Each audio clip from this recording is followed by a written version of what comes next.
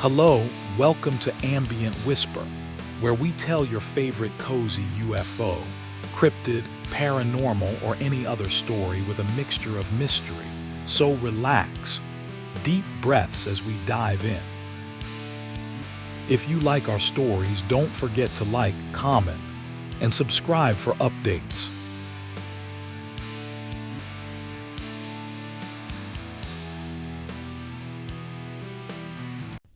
Chapter 1. The Whispers of the Dakhla. The sun sets differently in the Dakhla oasis. It does not just vanish. It bleeds into the sand, turning the horizon a deep, bruised purple before the night finally claims the dunes. In the town of Qasr, the transition is even more profound. The mud brick architecture, some of it dating back hundreds of years, seems to absorb the remaining light, growing darker and more imposing as the stars begin to flicker overhead. Qasr is a place of memory. Its streets are narrow, designed to keep the desert heat at bay, and they twist in ways that defy modern logic. To walk through them is to walk through a maze of history. But as the shadows lengthen, the few residents who still live near the ancient center begin to retreat. They close their heavy wooden doors, secured with ancient bolts, and they listen. They are not listening for the wind, though the wind often howls through the empty courtyards. They are listening for the hammer. The sound is faint at first. It is a dull thud, almost like a heartbeat coming from deep within the earth. But as the air cools and the silence of the desert settles, the sound sharpens. Clang, clang, clang. It is the sound of metal meeting metal. It is steady, tireless, and utterly misplaced in a town where the forges have been cold for generations. The older residents of the oasis tell the story of Sabir to anyone who lingers too long at the edge of the old quarter. Sabir was not born in Qasr. He arrived one day on a camel that looked as tired as he did, carrying nothing but a heavy leather satchel and a collection of iron tools that seemed far too heavy for one man to bear. He was a quiet man, a man of few words, but his hands were never still. He took up residence in an abandoned forge at the very edge of the town, where the walls meet the encroaching sand. At first, Sabir was welcomed. The town needed a blacksmith. He repaired plows, he shod horses, and he fashioned hinges for the great wooden doors of the mansions. But there was something about the way he worked that unsettled people. He did not work during the heat of the day like the other craftsmen. He would sit in the shadows, watching the sun, and only when the first stars appeared would he light his fires. The smoke from his chimney was not the usual gray of burning wood or coal. It was a pale, sickly green, and it smelled of things that had no business being in a forge. It smelled of sulfur, of dried herbs, and of something metallic and sharp that made the eyes water. The children were told to stay away, and even the bravest men found excuses to walk the long way around his workshop. As the years passed, Sabir stopped taking commissions for tools and horseshoes. He withdrew into his forge, and the sound of his hammer became the only sign that he was still alive. The rhythmic clanging would go on for hours, sometimes until the first light of dawn. People whispered that he wasn't just working with iron. They whispered that he had found an old book, a scroll from the time of the pharaohs that contained the secrets of the earth itself. They whispered that Sabir was trying to forge the sun. Tonight, as we sit in the safety of our own homes, we can almost hear that hammer. It is a sound that bridges the gap between the living and the dead. It is a reminder that some work is never finished, and some spirits are too stubborn to leave the tools they loved. Sabir is still there in the heart of Qasr, waiting for the metal to yield. Chapter 2. The Emerald Flame. The transition from a simple blacksmith to a man obsessed with the occult did not happen overnight. It was a slow descent, much like the way the sand slowly buries a fallen wall. Sabir had always been a man of precision, but that precision turned into a feat. Those who lived near the forge began to notice strange things. Sabir would spend his days wandering the desert, not looking for ore, but for specific stones. He would return with pockets full of quartz, malachite, and bits of glass fused by lightning. He was looking for a catalyst. He believed that the iron he worked with was merely a shell, a physical body that needed a soul. He began to study the stars. On nights when the moon was a thin silver sliver, he would climb to the roof of his forge and mark the movements of the planets. He believed that the alignment of the heavens dictated the temperament of the metal. If he struck the iron at the exact moment a certain star reached its zenith, the metal would hold a part of that star's power. His workshop became a place of wonder and terror. Vials of strange liquids lined the shelves. Some bubbled without heat, while others glowed with a soft, bioluminescent light. The anvil, once a simple block of steel, was now etched with runes that seemed to writhe when the fire grew hot. Sabir himself changed. His skin grew pale and waxy, and his eyes, once dark and thoughtful, became bright with a frantic energy. He rarely ate and he never slept. The only thing that sustained him was the heat of the forge and the goal he had set for himself. He was trying to create the eternal blade. A weapon that would never blunt and never break, a tool that could cut through the fabric of time itself. But more than that, he wanted to prove that he could master the elements. He wanted to turn the base metal of his life into something divine. One night, a traveler arrived in Qasr. He was a man of learning from Cairo, a seeker of antiquities. He had heard rumors of the alchemist of the oasis and sought him out. He found Sabir in the heat of his work. The forge was bathed in a light that the traveler later described as an emerald flame. It was not a fire that gave off warmth, but a fire that seemed to consume the very air. Sabir was at the anvil, his hammer raised high. With every strike, sparks of green and gold flew into the air, dancing like fireflies. The metal on the anvil was not glowing red or white. It was shimmering with a liquid, oily light. The traveler watched from the doorway, paralyzed by a mixture of awe and dread. Sabir did not look up. He was chanting in a language that sounded like the grinding of stones and the whistling of the wind. "I have almost found it," Sabir whispered, though his voice carried over the sound of the hammer. "The point where the metal remembers the mountain. The point where the iron becomes the earth once more." The traveler fled that night, leaving his bags behind. He told the villagers that the man in the forge was no longer human. He said that Sabir had traded his shadow for the secrets of the flame. From that night on, the people of Qasr looked at the forge with a new kind of fear. It was no longer just a place of strange smells and late hours. It was a portal to something older and much more dangerous. Chapter 3. The Price of the Forbidden. The 4th year of Sabir's obsession brought a great drought to the Dakhla oasis. The wells began to run dry and the date palms withered. The people were desperate, and in their desperation they looked for someone to blame. The strange green smoke from the forge and the constant, rhythmic pounding of the hammer became a focal point for their anger. A group of elders approached Sabir's workshop one afternoon. They found the door locked from the inside, a rare thing in a town where hospitality was a sacred law. They hammered on the wood, demanding that he cease his work and pray for rain. For a long time, there was no answer. Then the heavy door creaked open just a few inches. Sabir stood in the gap.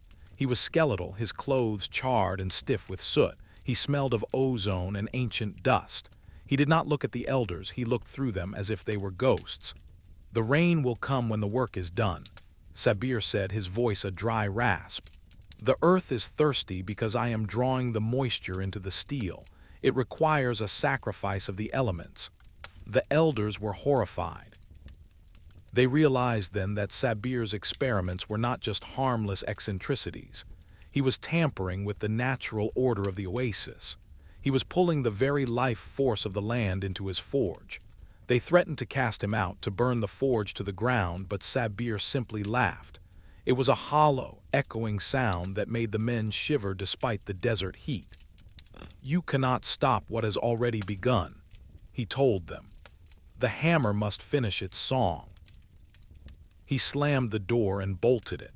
That night the sound of the hammering was louder than it had ever been. It wasn't just a rhythmic beat anymore. It was a frantic, desperate pounding. The metallic clangs echoed off the mud brick walls, vibrating through the ground until the plates rattled in the nearby houses. Inside the forge, Sabbir was in a trance. He had reached the final stage of his alchemical process. He was no longer using charcoal to fuel his fire. He was using something he called the heart of the stone, a glowing, crystalline mass he had found deep in the desert. The heat it produced was intense, far beyond what any normal forge could withstand. The very walls of the workshop began to bake into glass. He was trying to fuse the iron with the crystal to create a substance that was both solid and light, both material and spiritual. But the elements were resisting. The iron groaned under his hammer, and the crystal pulsed with a rhythmic light that matched the beat of his own heart. The people of Qasr huddled in their homes, covering their ears. Some claimed they saw spirits gathering on the roof of the forge, shadowy figures made of smoke and sand, drawn by the power Sabbir was unleashing. The air grew thick and heavy, and the smell of sulfur became unbearable. Then, just before midnight, the hammering stopped. The silence that followed was even more terrifying than the noise. It was a heavy, expectant silence, like the moment before a storm breaks. A single piercing cry rang out from the forge, a cry that was neither human nor animal. And then the green light flared so brightly that it illuminated the entire town for a split second before vanishing into total darkness. Chapter 4. The Fire That Does Not Consume. When the townspeople finally gathered the courage to approach the forge the following morning, they found it a blackened shell. The roof had collapsed and the walls were scorched with patterns of soot that looked like clutching hands. But there was no smoke. There were no embers. The forge was cold, unnaturally cold. They found Sabbir in the center of the room. He was sitting on the floor, leaning against his anvil. He was dead, but his body showed no signs of burning. Instead, he looked as though he had been turned to stone. His skin was a dull, metallic gray, and his eyes were wide and fixed, staring at something only he could see. In his hand, he clutched the object of his obsession. It was a small, twisted piece of metal, no longer than a man's forearm. It was neither a blade nor a tool. It was a jagged, ugly thing that seemed to absorb the light around it.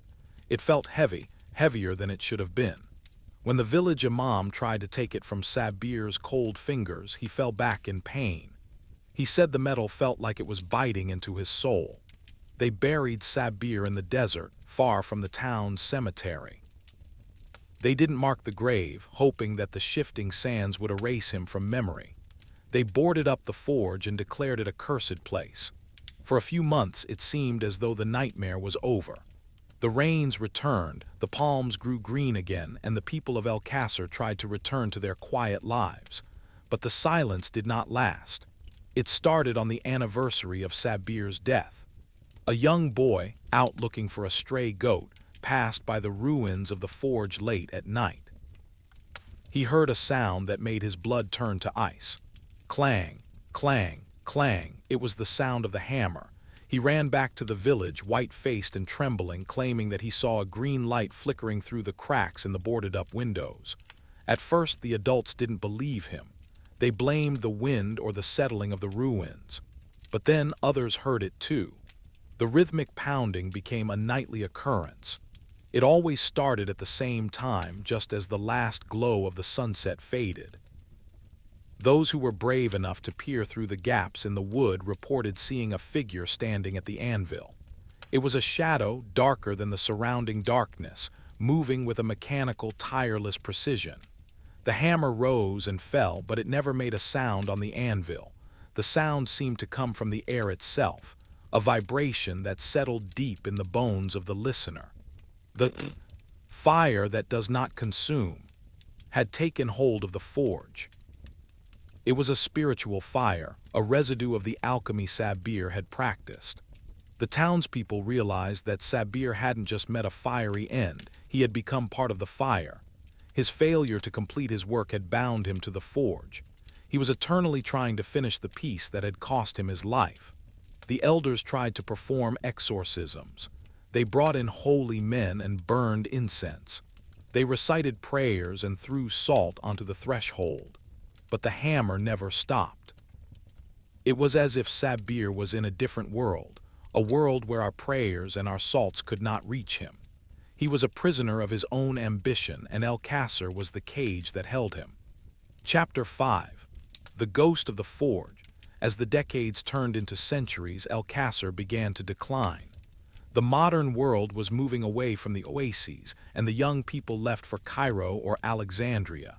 The town became a labyrinth of ruins, a skeleton of its former glory.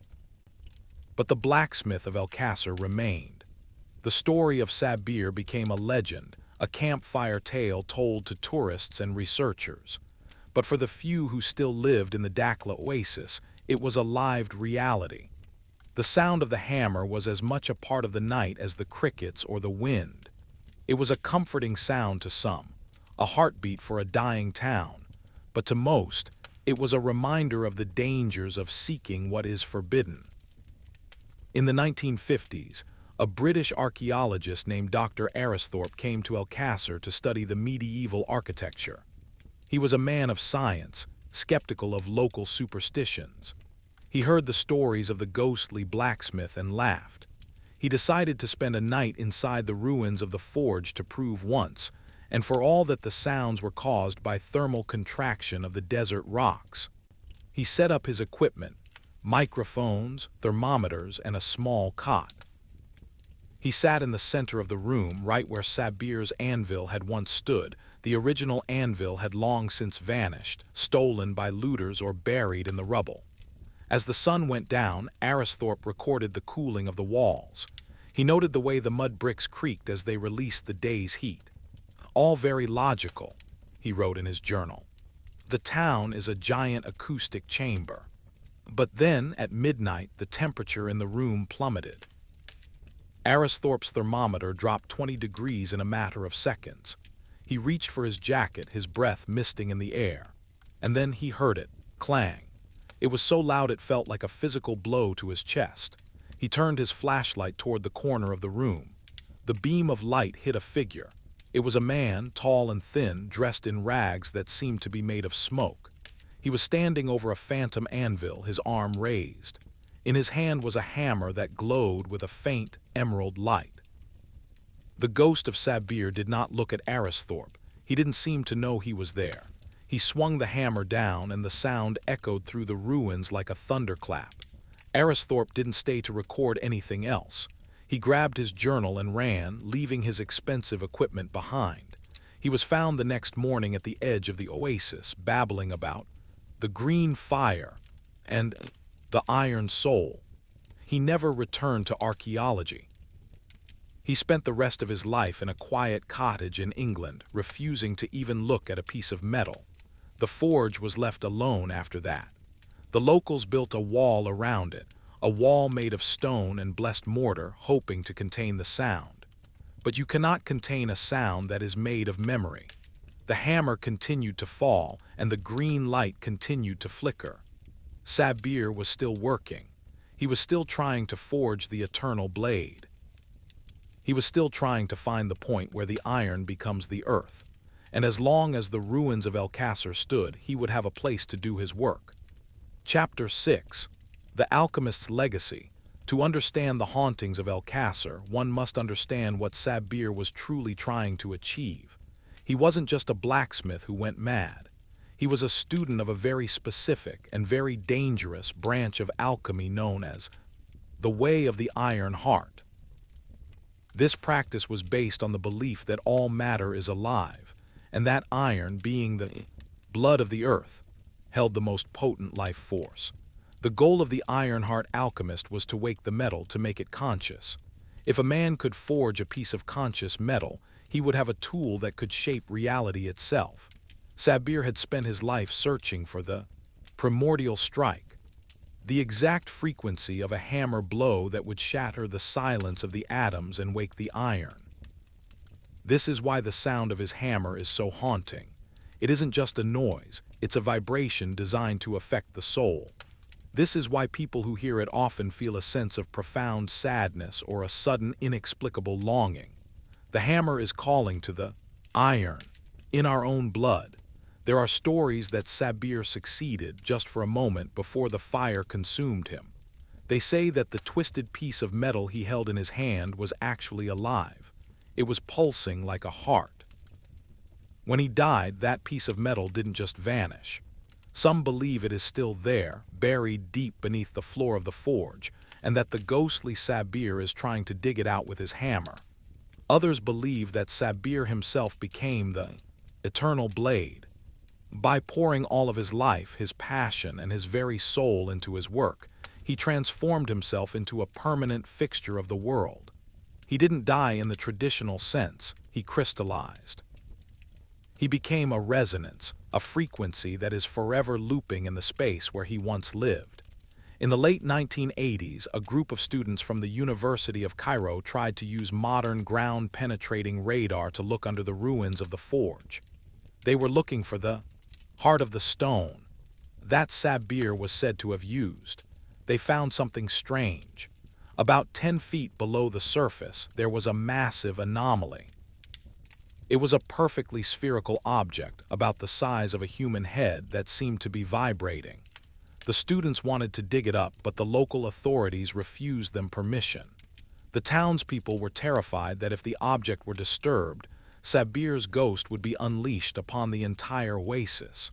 They believed the hammer was a form of containment, that Sabir was literally pounding down the darkness he had conjured, keeping it trapped beneath the earth.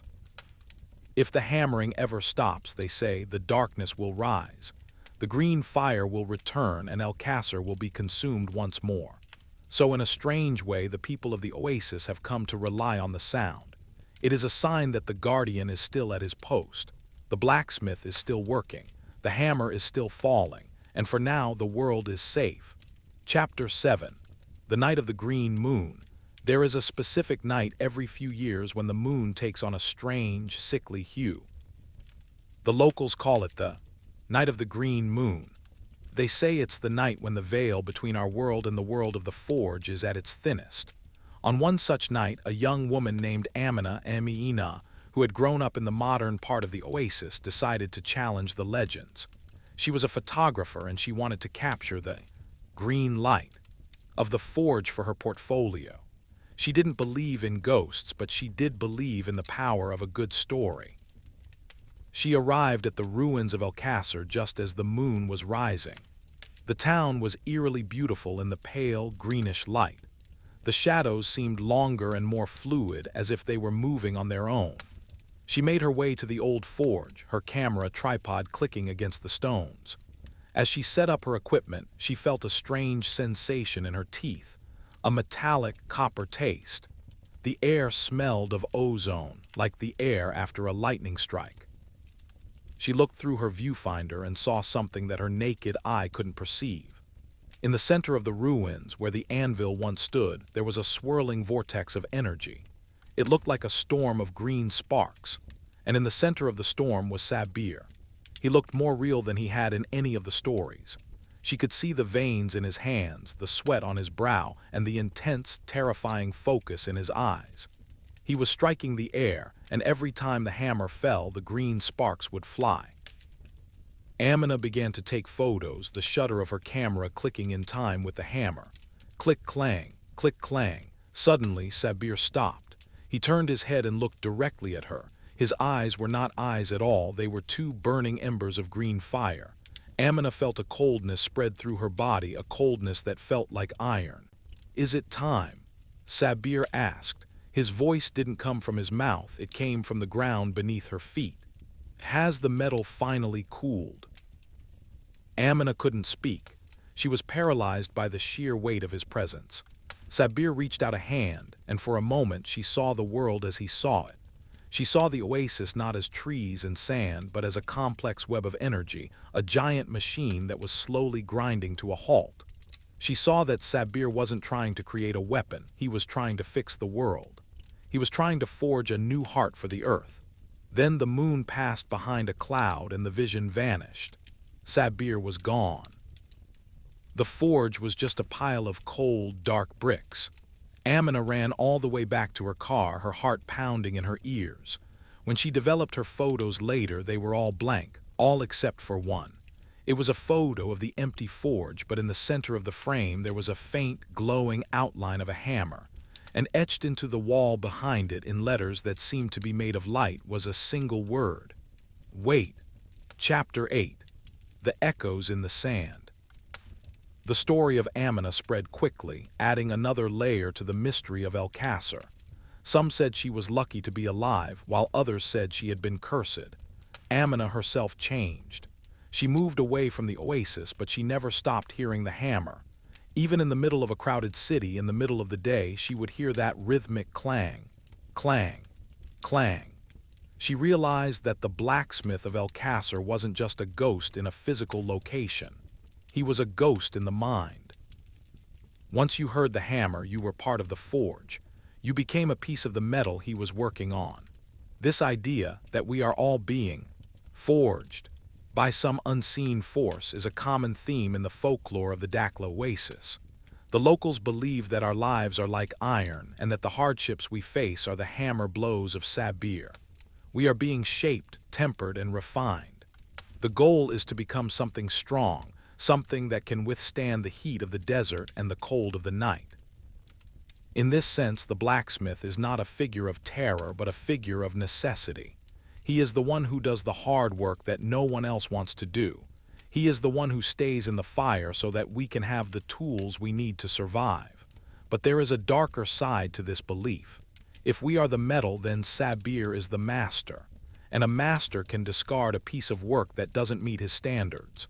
Those who break under the pressure of life are said to be the scraps of Sabir's forge. They are the ones who wander the desert, lost and broken, their souls as jagged and useless as that twisted piece of metal Sabir held when he died. There is a place in the desert, a few miles from Qasr, known as the Valley of the Scraps. It is a graveyard of rusted metal, old plows, broken hinges, and twisted bits of iron that seem to have been abandoned for centuries. The wind whistling through the metal creates a haunting, discordant music. The locals say that this is where Sabir throws his failures, and they say that on the night of the green moon, the scraps come alive. They crawl through the sand, trying to find their way back to the forge, hoping for one more chance to be made whole. It is a lonely, terrifying thought, to be a discarded piece of a ghost's ambition. But it is a thought that keeps the people of Qasr humble. They know that they are just guests in a world that is being hammered into shape by a man who died 1,000 years ago. Chapter 9. The Last Blacksmith. As we reach the penultimate chapter of our story, we must consider the possibility that the haunting of Qasr is coming to an end. In recent years, the sound of the hammer has been growing fainter.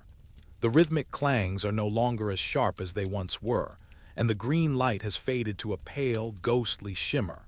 Some believe that Sabir is finally finishing his work.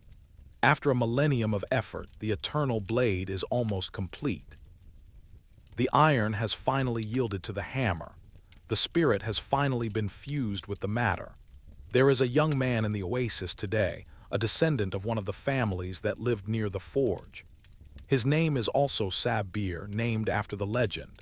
He is not a blacksmith. He is a mechanic, a man who works with engines and modern machines.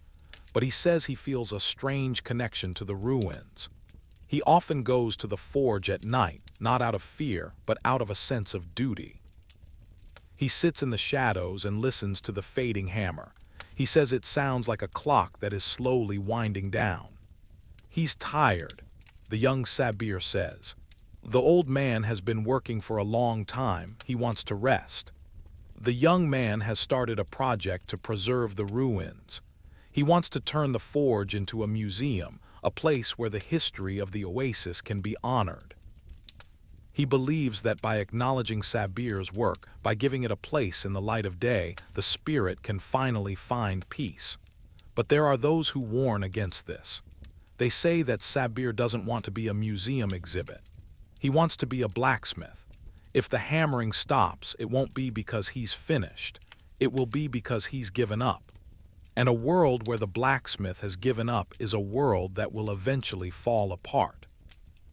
They point to the increasing sandstorms, the drying wells, and the crumbling walls of the town. They say that the hammer was the only thing holding the oasis together. It was the rhythm that kept the desert at bay. Without it, the Dakhla oasis will be swallowed by the dunes, and the memory of Qasr will be lost forever. The young Sabir doesn't listen to the warnings. He continues his work, clearing the rubble and bracing the walls. He says he isn't afraid of the green fire. He says the fire is just a different kind of light. On the night he finished clearing the center of the forge, he found something. It was a small, scorched area on the floor right where the anvil had stood. In the center of the scorched patch was a single, perfect iron nail. It was cold to the touch, but it felt strangely heavy. He picked it up and put it in his pocket. That night, for the first time in 1,000 years, there was no sound of a hammer in Qasr. The silence was absolute. But the young Sabir didn't sleep. He sat on his porch holding the nail and waited. He waited for the morning sun to rise over the dunes, and as the first light hit the nail, it glowed with a soft emerald light. Chapter 10. The silence of the oasis. The sun rose over Qasr, but it felt different. The air was clearer, the colors more vivid. The sleepy conclusion of our journey has arrived, and with it, a sense of quiet reflection. The hammering has stopped, but the legend of Sabir remains. The town of Qasr is still there, a monument to a time when men tried to forge the stars. The ruins are peaceful now. The green fire has retreated into the earth, and the shadows have returned to their natural shapes. The young Sabir still has the iron nail. He doesn't use it for anything. He keeps it in a small wooden box on his mantle. Sometimes, when the night is very still, he swears he can hear a faint vibration coming from the box. A tiny, rhythmic pulse, clang, clang, clang. It is a reminder that nothing is ever truly finished. The work of the world goes on even if the tools have changed. The blacksmith of Qasr may be at rest, but the energy he unleashed is still part of the oasis. It's in the sand, it's in the water, and it's in the hearts of the people who call this place home. The cozy, spooky atmosphere of the Dakhla oasis is now one of peace. The spooky has become a familiar friend, a ghost that you wave to as you pass by. The cozy is the warmth of the sun on the mud brick walls and the knowledge that the night is no longer a place of terror. As you prepare for sleep or as you continue your journey through the day, take a moment to listen to the rhythms around you. The ticking of a clock, the beat of your own heart, the hum of the world. Everything has a rhythm. Everything is being forged in its own way. We are all craftsmen in our own small ways. We are all trying to make something that lasts, something that holds a part of our soul. And like Sabir, we may not always succeed in the way we expect, but the effort itself, the striking of the hammer, the tending of the fire is what gives our lives meaning.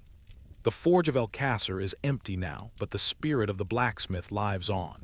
He is the whisper in the wind, the spark in the flint, and the steady beat of the desert night. He is a part of the Dakhla oasis, forever bound to the land he loved. And so we leave the ruins of Qasr. We leave the narrow alleys and the scorched walls.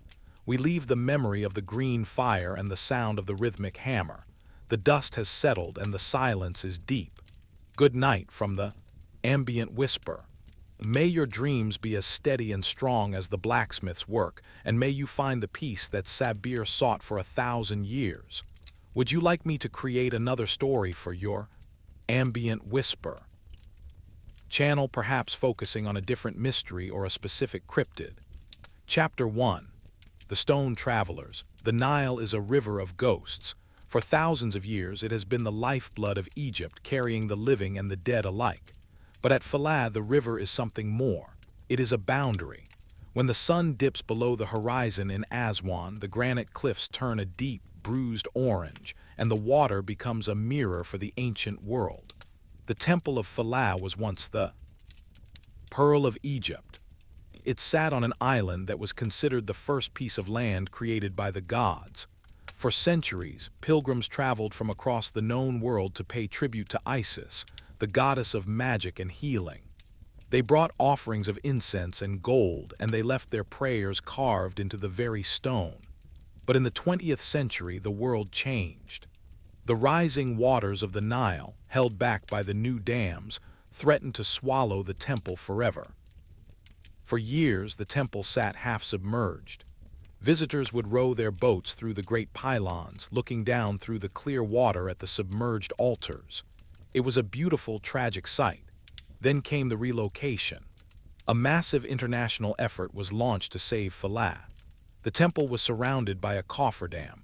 The water was pumped out, and every single block, thousands of them, was numbered, dismantled, and moved to the nearby island of Agilkia. The island was even reshaped to look like the original Philae. On the surface, it was a triumph. The temple was dry, the carvings were safe, and the tourists returned. But those who spend their lives on the river say that you cannot move a house of the gods without leaving something behind. They say that the Ka, K-A-H, the vital essence of the temple, didn't move with the stones. The guards who patrol the island at night are the first to tell you that Agilkia is not a peaceful place. It feels restless. The air is thick with a tension that has nothing to do with the desert heat. As the last boat of tourists disappears into the twilight, the island begins to wake up. It starts with the lights, not the bright artificial lights of the sound and light show, but soft flickering glows that move through the colonnades. They are the color of pale honey or aged papyrus. They don't cast shadows. They simply drift, following the lines of the ancient walls, as if searching for a doorway that is no longer there. Then come the murmurs. It isn't the sound of the wind or the lapping of the water. It is the sound of voices, low, rhythmic, and melodic. The language is unfamiliar, a tongue of soft vowels and sharp consonants that has not been spoken by living lips for 2,000 years. It is the language of the priests, the language of the rituals, echoing through a space that was never meant to hold them. Tonight, we sit on the deck of a virtual felucca, letting the current take us toward those glowing stones. We are going to listen to what the displaced gods have to say. We are going to walk the halls of a temple that was moved, but perhaps never truly arrived. Chapter 2. The Displaced Shadows. To move a temple is to tear a hole in the fabric of the sacred. In ancient Egyptian belief, a temple was not just a building, it was a zep-tepi, Z-E-P-T-E-P, a point of first creation. The stones were anchored to the earth in a way that defied physical gravity.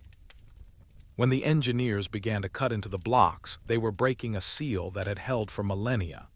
The transition period, when the temple was in pieces on the shore, is when the first reports of the shadow people began. The workers, many of them locals from Aswan, reported seeing figures standing among the stacks of numbered stones. These figures were tall and dressed in pleated white linen, their heads shaved like the priests of old. They didn't speak, and they didn't interfere. They simply stood there, watching as their home was carted away on trucks and barges.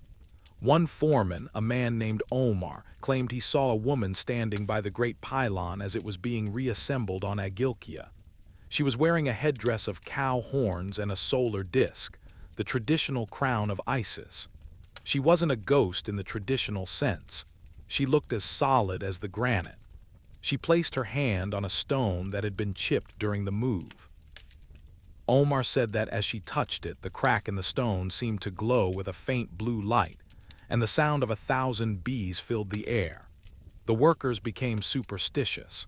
They began leaving small offerings, bits of bread, cups of water, or sprigs of jasmine near the construction sites. They called these spirits the protectors of the threshold. They believed that if the spirits weren't appeased, the new temple would never hold. When the project was finished and the temple was officially reopened, the shadow people didn't disappear. Instead, they retreated into the deeper parts of the temple, the birth house, the inner sanctuary, and the hidden stairways. The new island, Agilkia, had been meticulously landscaped to mimic the original island, but the spirits knew the difference. The orientation was slightly off. The relationship to the stars had changed by a fraction of a degree. To a human, it was perfect. To a spirit, it was a house with the mirrors in the wrong places. The murmurs grew louder during the first few years after the move. Visitors would report hearing their names called from the darkness of the inner chambers.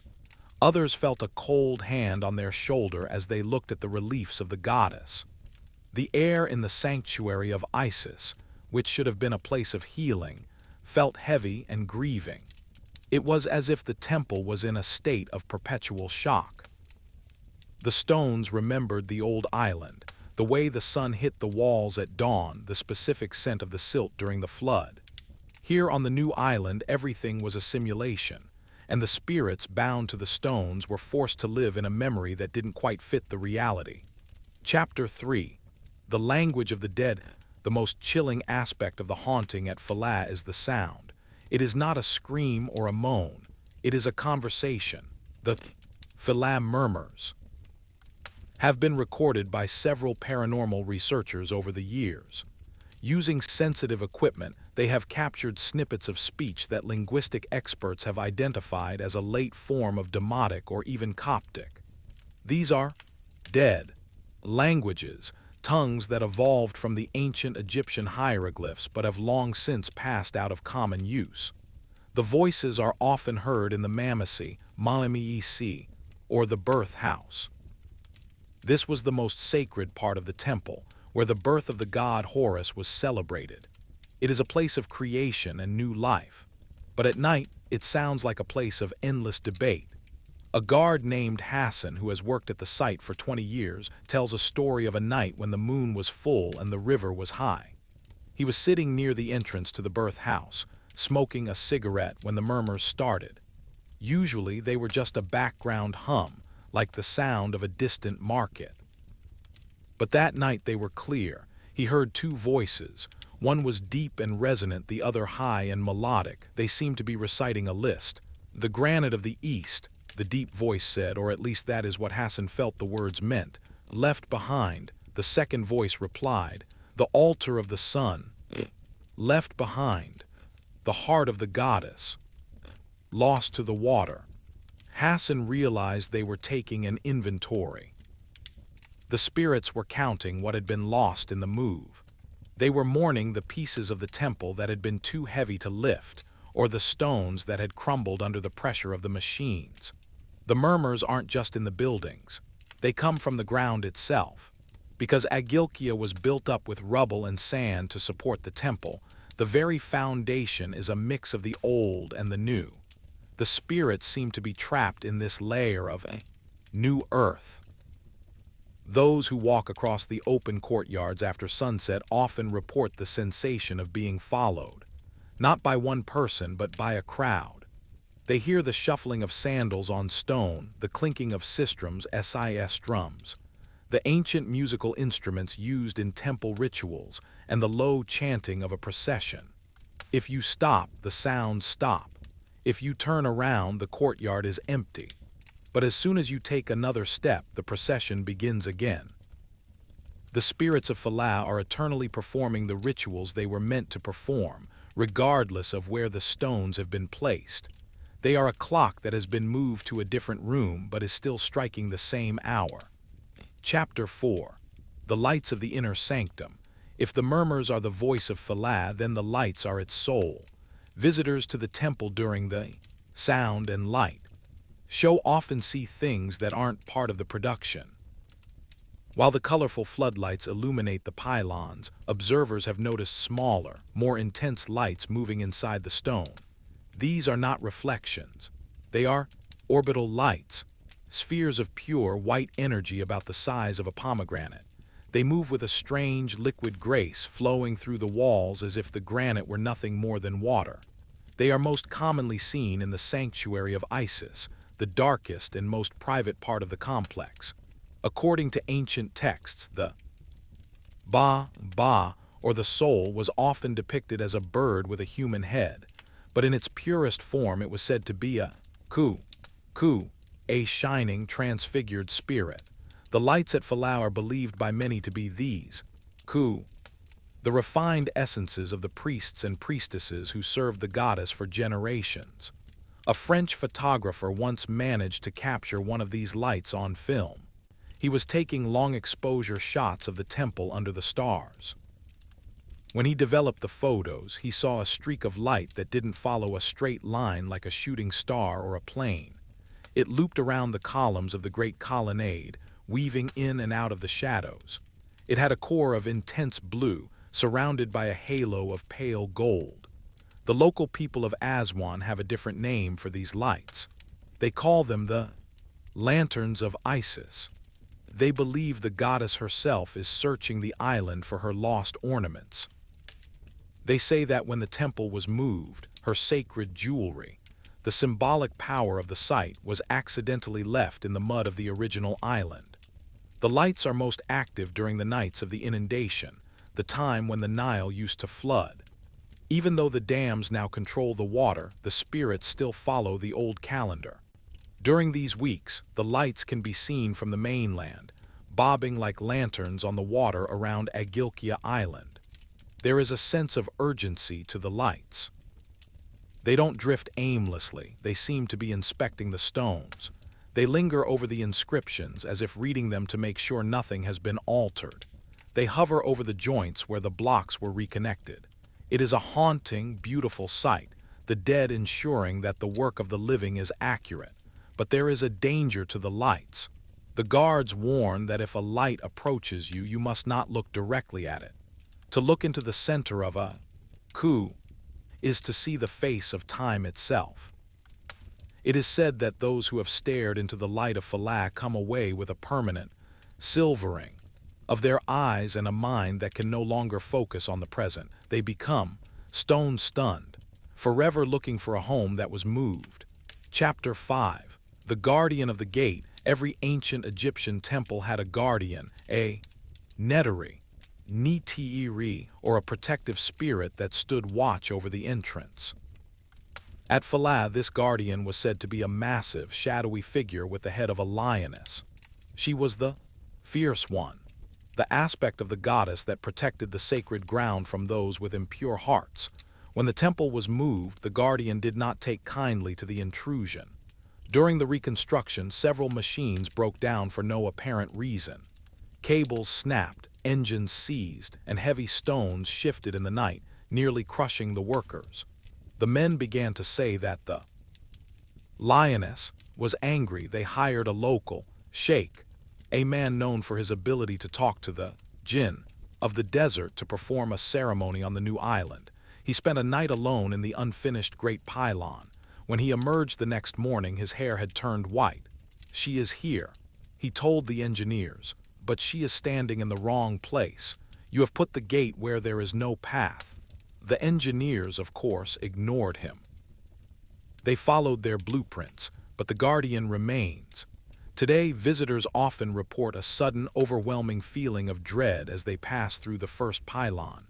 It isn't a fear of ghosts, it is a primal animal fear. It is the feeling of being hunted.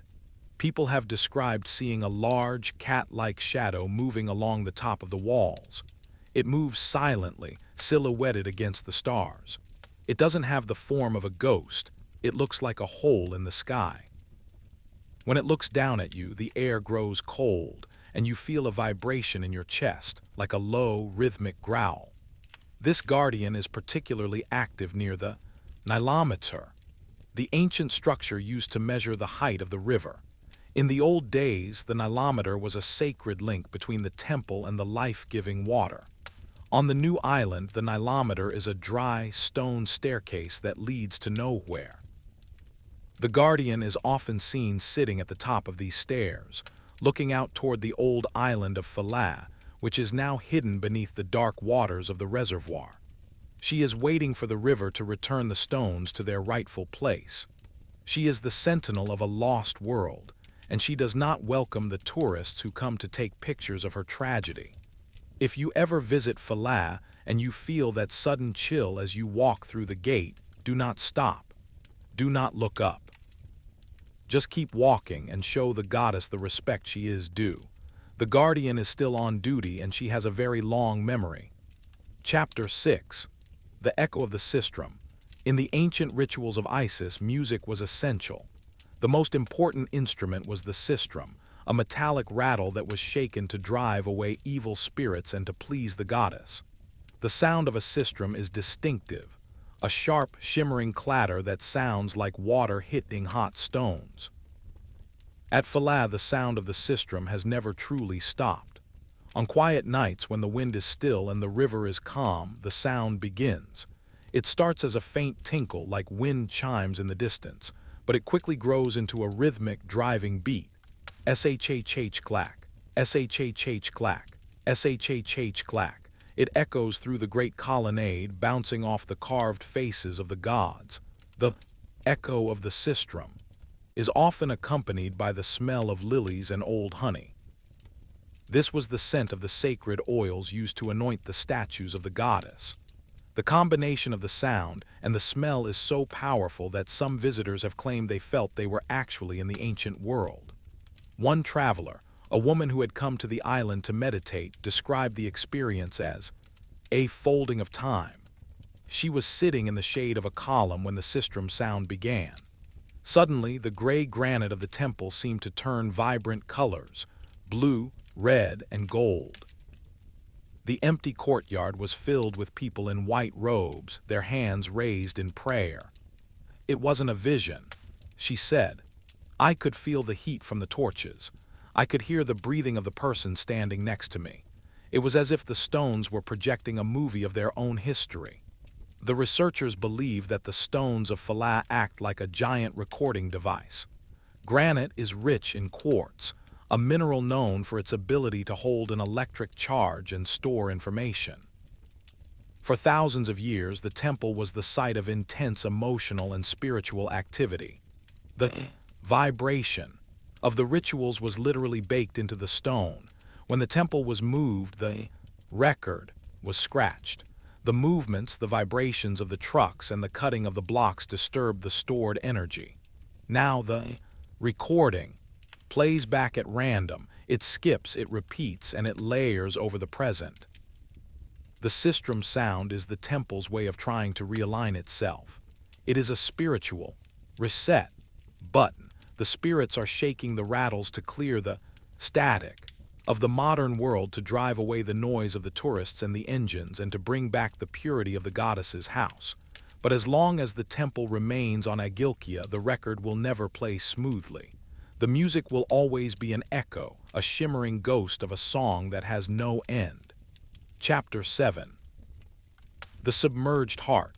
While the temple of Philae was moved, not everything made the journey. This is the core of the island's unrest. Beneath the dark waters of the Nile, on the original site of the island, lies the submerged heart. Ancient legends say that the original island of Philae was built over one of the burial places of Osiris, the husband of Isis. It was a place of deep, earth-bound power. When the stones were lifted and moved to Agilkia, that connection to the tomb of the god was severed. The spirits we see on the new island are like branches of a tree that has been cut from its roots. They are alive, but they are slowly fading. This is why the murmurs sound so sad, and why the lights seem so frantic. They are trying to reach back to the original island. There are divers who have gone down to the old site of Philae. They describe a haunting scene. The foundations of the temple are still there, covered in silt and freshwater mussels. They say that even underwater the site feels charged.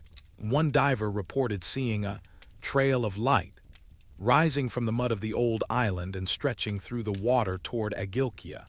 It looked like a glowing umbilical cord. He followed the light until he reached the surface, and he saw that it ended right at the base of the new island. The spirits are literally trying to bridge the gap between the two islands. They are trying to pull the energy of the old site into the new stones. This is why the ground on Agilkia often feels like it's vibrating.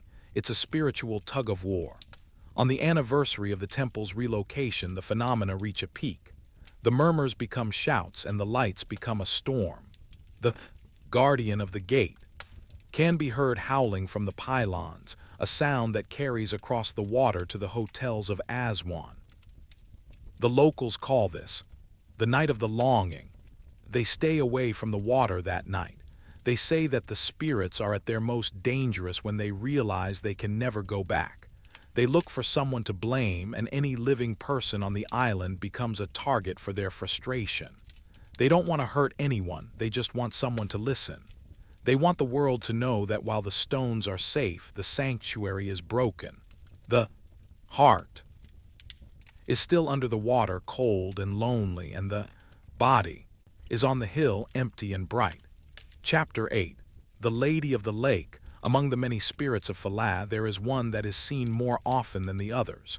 She is known as the Lady of the Lake, though she is not a ghost of the water but a ghost of the transition. She is always seen at the water's edge where the boats dock to let off the tourists. She is a young woman with long, dark hair, wearing a simple white tunic. She doesn't look like a priestess. She looks like a commoner, perhaps a pilgrim from the Greco-Roman period. She stands on the pier, looking out toward the horizon. She is always crying. Her tears don't fall to the ground. They turn into small, glowing sparks that vanish before they hit the stone. The legend says that she was a devotee of Isis who died during the very last pilgrimage to the island, just before the temple was closed by the decree of the Emperor Justinian. She was buried on the original island, her soul forever bound to the sanctuary. When the island was flooded, her grave was lost. When the temple was moved, her spirit was caught in the stones of the colonnade near the water. She is the embodiment of the displacement. She represents everyone who ever loved Philae and who can no longer find it. A tour guide named Amira tells a story of a young man who saw the Lady of the Lake one evening. He thought she was a tourist who had been left behind by her group.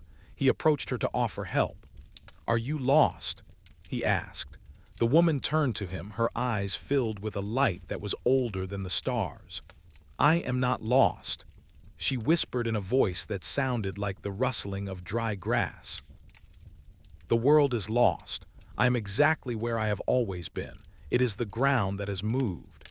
When the man reached out to touch her arm, his hand passed through her as if she were made of mist. She vanished, leaving behind the scent of lilies and a coldness that stayed in his bones for weeks. The Lady of the Lake is a reminder that the haunting of Philae is not just about gods and priests. It is about the human connection to a place. It is about the grief of losing a home, even if that home has been saved. She is the most human of the ghosts, and her presence is what makes the temple feel so profoundly melancholy. She is the witness to the move, the one who remembers the before and cannot accept the after. Chapter 9. The Sleeping Goddess. As we move toward the conclusion of our journey, we must ask, where is Isis? The temple was built for her, the rituals were for her, and the spirits are her servants. But does the goddess herself haunt the island? The ancient Egyptians believed that a god could inhabit a statue or a building through a ritual called the opening of the mouth. When the temple of Philae was moved, that inhabitation was disturbed. Some priestesses of the modern Fellowship of Isis believe that the goddess is currently sleeping. They say that the trauma of the move and the loss of the original site caused the divine essence to withdraw. The hauntings we see, the lights, the murmurs, the guardians, are the immune system of the temple acting on autopilot while the goddess is dormant. They believe that one day the goddess will wake up. She will look around her new home on Agilkia Island and she will decide if she wants to stay. If she does, the hauntings will stop. The murmurs will become a single, clear voice of peace. The lights will settle into the stones, giving them a permanent, gentle glow. But if she decides the new island is an insult, she will leave. And if the goddess leaves, the stones of Philae will become just that, stones. The magic will drain away, the history will become silent, and the Pearl of Egypt will lose its luster. There is a small, hidden room in the back of the temple known as the Secret Chamber of Isis. It is rarely open to the public. Those who have been inside say it is the only place on the island that is perfectly silent. No murmurs, no echoes, no cold drafts. They say that if you sit in that room and listen with your heart, you can hear a very slow, very deep breathing. It is the breath of the goddess. She is waiting, she is resting, she is giving the world time to prove that it still deserves her presence. The young Sabir from our previous story might say that she is being tempered by her new surroundings. Just as the iron is hammered into shape, the goddess is being fitted into a new reality. It is a long, slow process, and we are lucky to be witnesses to it. Until she wakes, the island of Agilkia will remain a place of whispers and shadows. It will remain a bridge between what was and what is. And we, the visitors, will continue to walk its halls, looking for a sign that the goddess has finally come home. Chapter 10. The Eternal Nile. The boat is waiting for us at the pier. The sun has long since set, and the stars are brilliant over the Nile. Our journey through the haunting of Philae is coming to an end. As we pull away from Agilkia Island, look back one last time. The temple stands proud on the hill, its pylons reaching for the sky. It looks solid, permanent, and timeless. But we know better. We know that the stones are travelers. We know that the voices in the wind are real. The relocation of Philae was a miracle of the modern age, a testament to our desire to hold onto the past. But it also serves as a lesson. We can move the body of a mystery, but we cannot always move its soul. Some things are bound to the earth in ways we don't yet understand. The cozy, spooky feeling of Philae is the feeling of a shared history. We are all, in a way, like those stones. We are moved by circumstances, shifted by the currents of life, and reassembled in new places. We all carry our ghosts with us, the murmurs of our past, the lights of our hopes, and the guardians of our fears. The Nile continues to flow, indifferent to the dams and the temples. It is the eternal Nile, the river that saw the first stone laid and will see the last one fall. It carries the secrets of the submerged island and the echoes of the new one. As you settle into the quiet of your night, remember the Pearl of Egypt. Remember the goddess who sleeps and the spirits who watch. The world is a much deeper, much more mysterious place than it appears in the daylight. The murmurs are not something to be afraid of. They are a conversation that has been going on for thousands of years, and if you listen closely, you might just find that you know the words.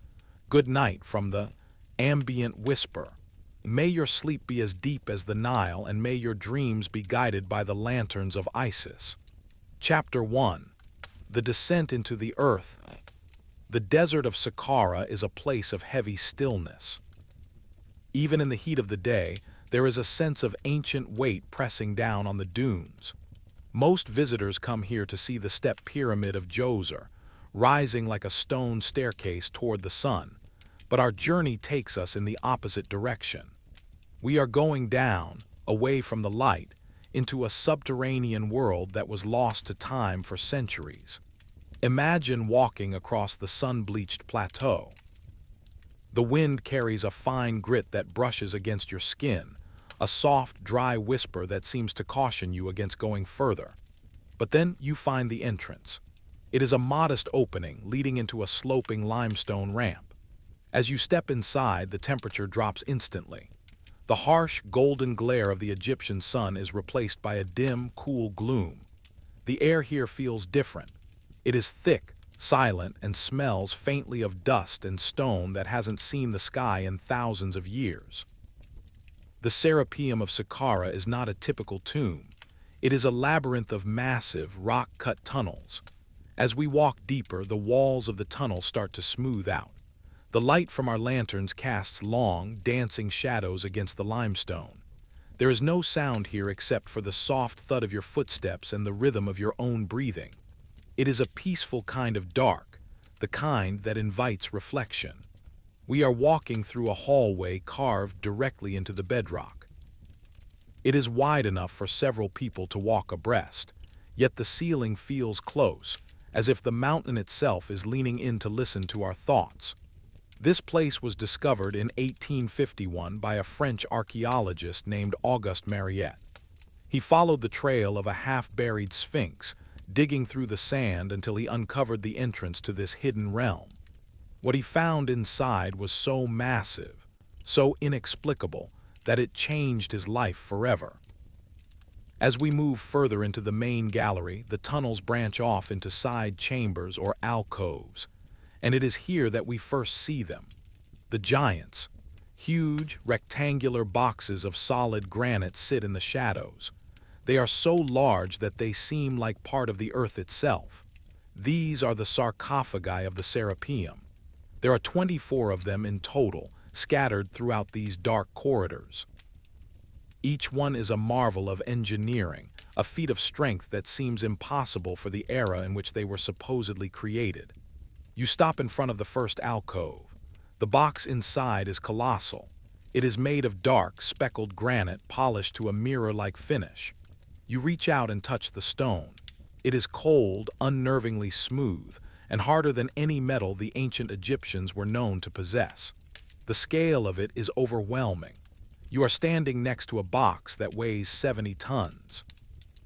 Its lid, a single slab of stone resting on top, weighs another 30 tons. Together, they represent 100 tons of solid rock. How did they get here?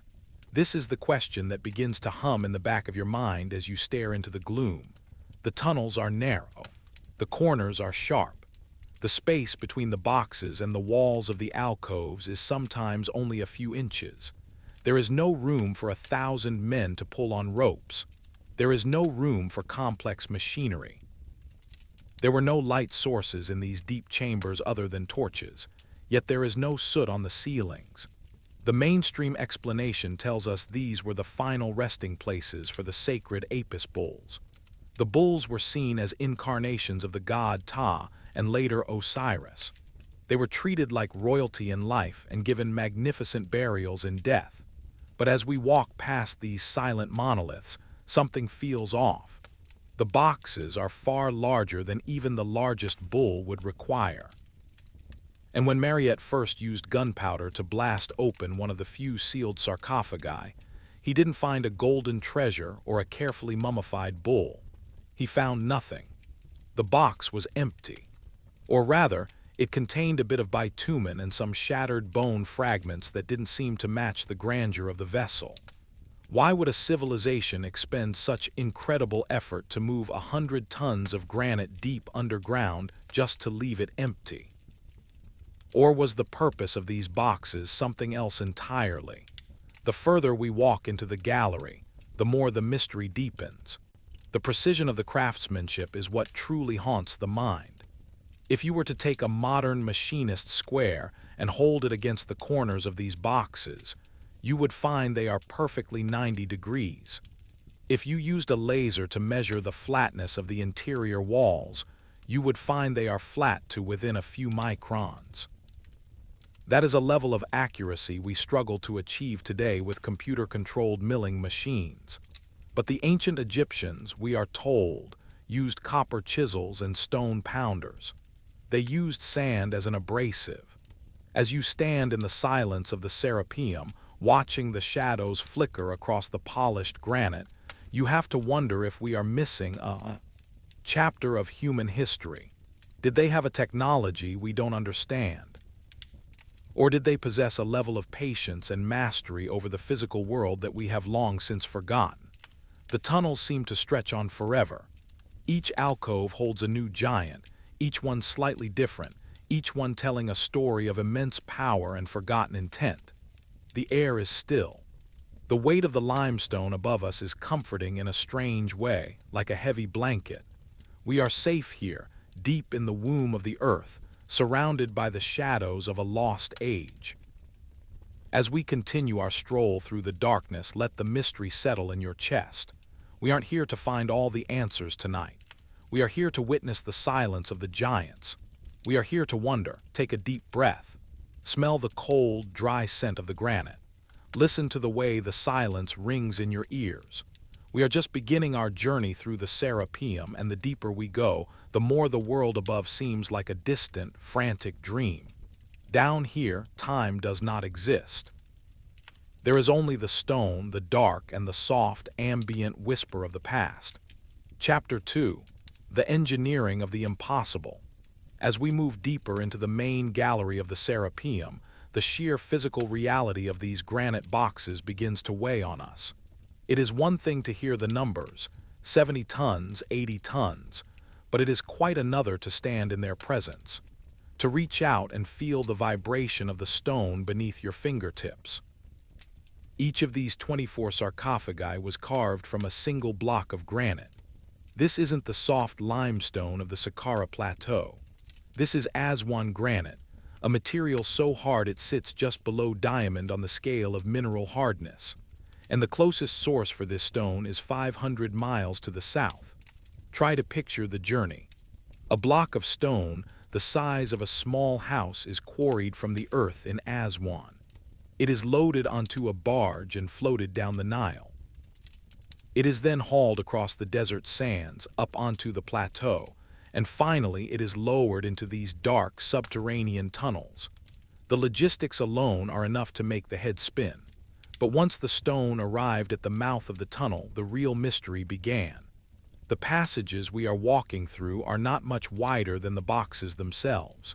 In some places, there is barely enough room for a person to squeeze past the side of a sarcophagus. How did they move them? The traditional theory suggests ramps, rollers, and thousands of laborers. But the geometry of the tunnels makes this nearly impossible. There is no room for the teams of men needed to pull such weight. There is no room for the long wooden levers that would be required to nudge a 100-ton object into a recessed alcove. Even more baffling is the fact that many of these alcoves are lower than the main floor of the tunnel. The boxes had to be lowered into a pit with precision, leaving only inches of clearance on all sides.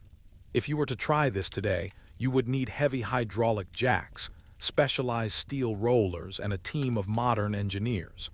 And even then, doing it in the dark, in a confined space with limited ventilation, would be a nightmare.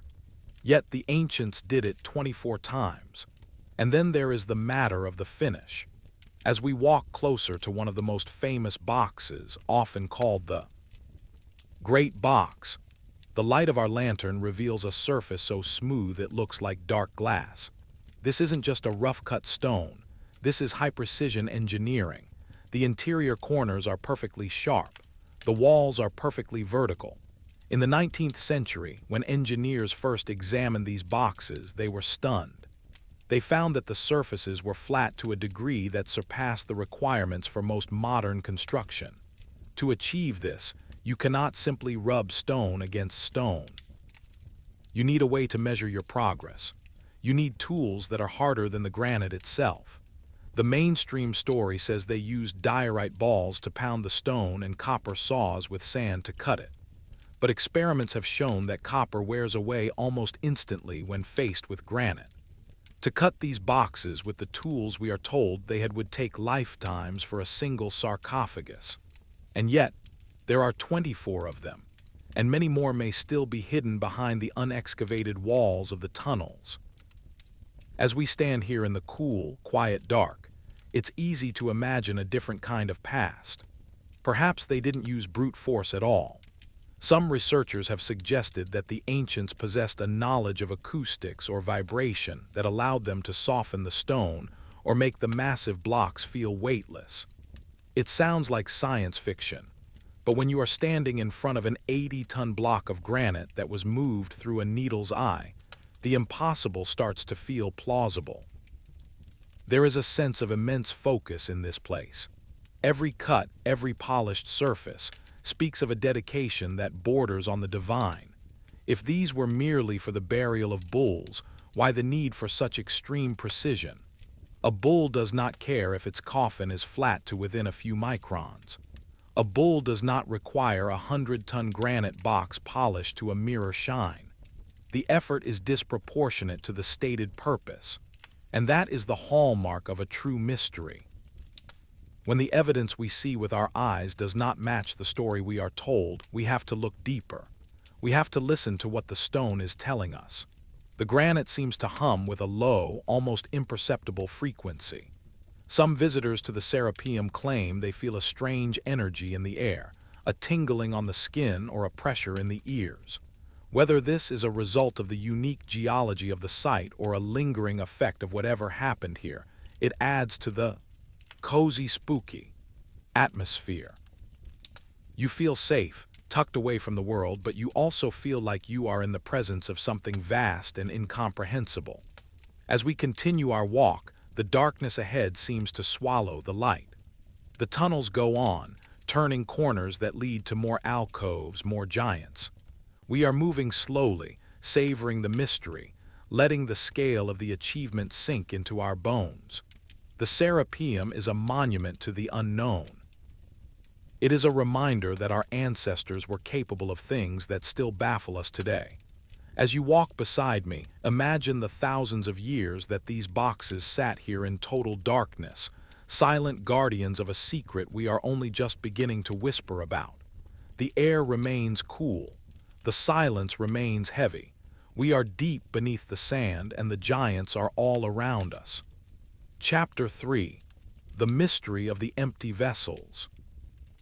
We continue our walk through the shadowed arteries of the Serapeum, our footsteps echoing softly against the limestone floor. The further we venture from the entrance, the more the silence seems to wrap around us like a heavy, velvet cloak. It is a peaceful isolation, but one that carries a persistent, nagging question. Why were these massive granite giants created, and what was their true purpose? We stop now before a particularly imposing sarcophagus. The lid is slightly ajar, pushed aside just enough to reveal the cavernous, dark interior. This is one of the boxes that was found by Auguste Mariette in the mid-19th century. As we mentioned before, the mainstream historical narrative insists these were the final resting places for the Apis bulls. These bulls were treated as gods on earth, pampered in the temple of Memphis, and then, upon their death, given a funeral that would rival a pharaoh's. But as we lean in to peer into the dark hollow of the stone, the story begins to fray at the edges. When Mariette and his team entered these tunnels, they were the first humans to breathe this air in over 1,000 years. They expected to find the mummified remains of the sacred bulls, perhaps wrapped in fine linen and adorned with gold and jewels. Instead, they found a different reality. Of the 24 sarcophagi, almost all of them were empty. Now one might argue that tomb robbers had been here first, but the Serapeum was sealed. Many of these boxes were found with their 30-ton lids perfectly in place, untouched by human hands since the day they were closed. To move such a lid requires a monumental effort. It is not something a common thief could do in the dark of night. Yet, when those lids were finally moved, the interiors were vacant. In the few instances where remains were found, they weren't the carefully preserved mummies of bulls. They were a strange, chaotic mixture of bone fragments, crushed into a sort of paste and mixed with bitumen. Bitumen is a thick, tar-like substance. Why would a civilization capable of the highest levels of precision engineering, capable of polishing granite to a micron's level of flatness, simply throw a mess of crushed bones and tar into a 100-ton masterpiece? It feels like a contradiction. It is as if you built a cathedral of glass and steel, only to use it as a storage shed for gravel. As we stand in the dim light, the cozy, spooky nature of this place becomes more pronounced. You can almost feel the presence of the people who once worked here. You can imagine the flickering oil lamps, the smell of sweat and hot stone, and the rhythmic sound of tools.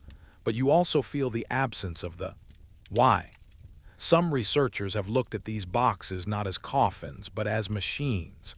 When you look at the technical specifications, the idea begins to take hold. The boxes are made of granite, which is high in quartz crystal. Quartz is piezoelectric, meaning it can generate an electrical charge when placed under mechanical stress.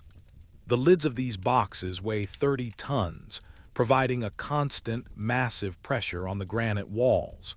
Could the Serapeum have been a sort of power plant, or a center for some kind of vibrational healing? Was the intent to create a resonant chamber? If you hum a certain note inside one of these empty boxes, the entire stone begins to vibrate, amplifying the sound until it feels like it is pulsing through your very chest. It is a haunting, beautiful sensation, a literal bridge between the physical stone and the human spirit.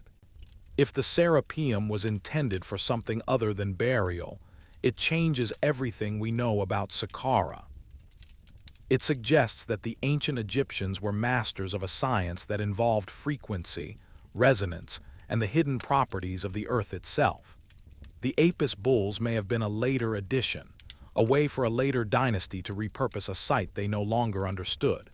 They saw the great stone boxes and assumed they must be for the most sacred beings they knew. We move to the next alcove, where a sarcophagus sits unfinished. It is rougher than the others, showing the marks of the tools used to shape it. Seeing it in this state makes the finished ones even more miraculous. You can see the sheer volume of material that had to be removed. Thousands of cubic inches of hard granite, carved out to create the hollow interior. And remember, this was all done underground, in tunnels where the air would have quickly become thick with stone dust and the smoke from torches. The logistics of the ventilation alone are a mystery. How did the workers breathe? How did they see well enough to achieve such perfection? There are no soot marks on the ceilings, leading some to wonder if they had a form of light that didn't require fire. Perhaps they used mirrors to reflect sunlight from the surface, or perhaps something even more advanced. As we walk, the tunnel turns a sharp corner. The air feels a bit cooler here, and the silence is even deeper. You find yourself walking softer, as if you are afraid to wake the giants. This is the beauty of the Serapeum.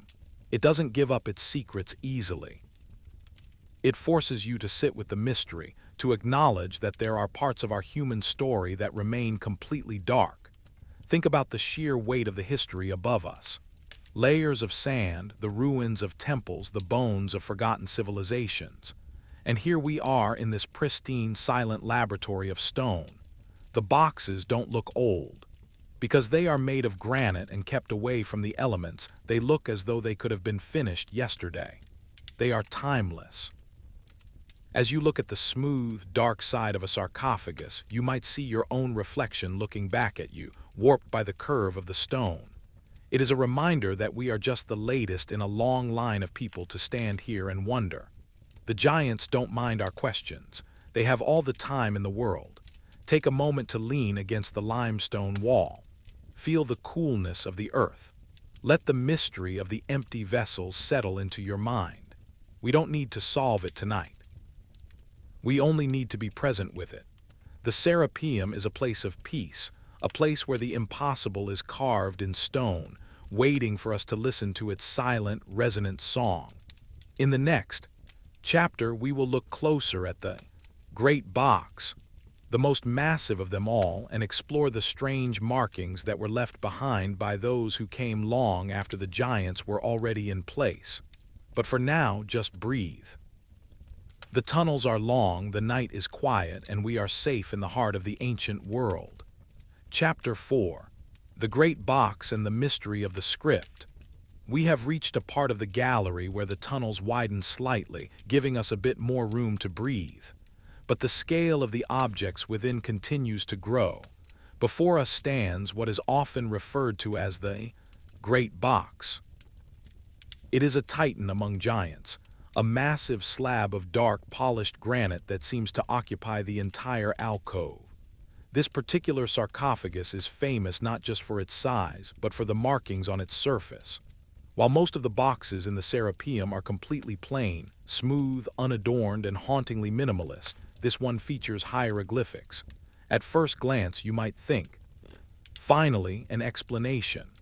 Surely the writing will tell us who built this, when, and why. But as we bring our light closer to the stone, a strange detail emerges. The quality of the writing does not match the quality of the box. The box itself is a masterpiece of precision. Its surfaces are flat to a degree that defies logic, and its corners are sharp and true. But the hieroglyphics scratched into the surface are rough. They are shallow, uneven, and look as though they were hurried. It is like seeing a child's crayon drawing on the side of a finely tuned spacecraft. To many researchers, this is a smoking gun. It suggests that the people who carved the writing were not the people who built the box. It implies that the boxes are much, much older than the inscriptions they bear. This is a concept known as usurpation. In ancient Egypt, it was not uncommon for a later pharaoh to take an existing monument, scratch out the original name, and carve his own. If this is the case for the Serapeum, then the timeline we are taught in history books may be off by thousands of years. We are told these boxes belong to the period of the Apis bulls, roughly 1,300 years before the Common Era. But if the boxes were already there, waiting in the dark, then who built them? And what was the world like when they did? As we stand before the great box, imagine the scribe who was tasked with carving those words. He is working by the light of a small oil lamp. He is using a copper or bronze tool to scratch into one of the hardest substances on earth. He is struggling. You can see the hesitation in the lines, the way the tool slipped against the unyielding granite. He knew he was working on something ancient and powerful. Perhaps he felt the same sense of awe that we feel now.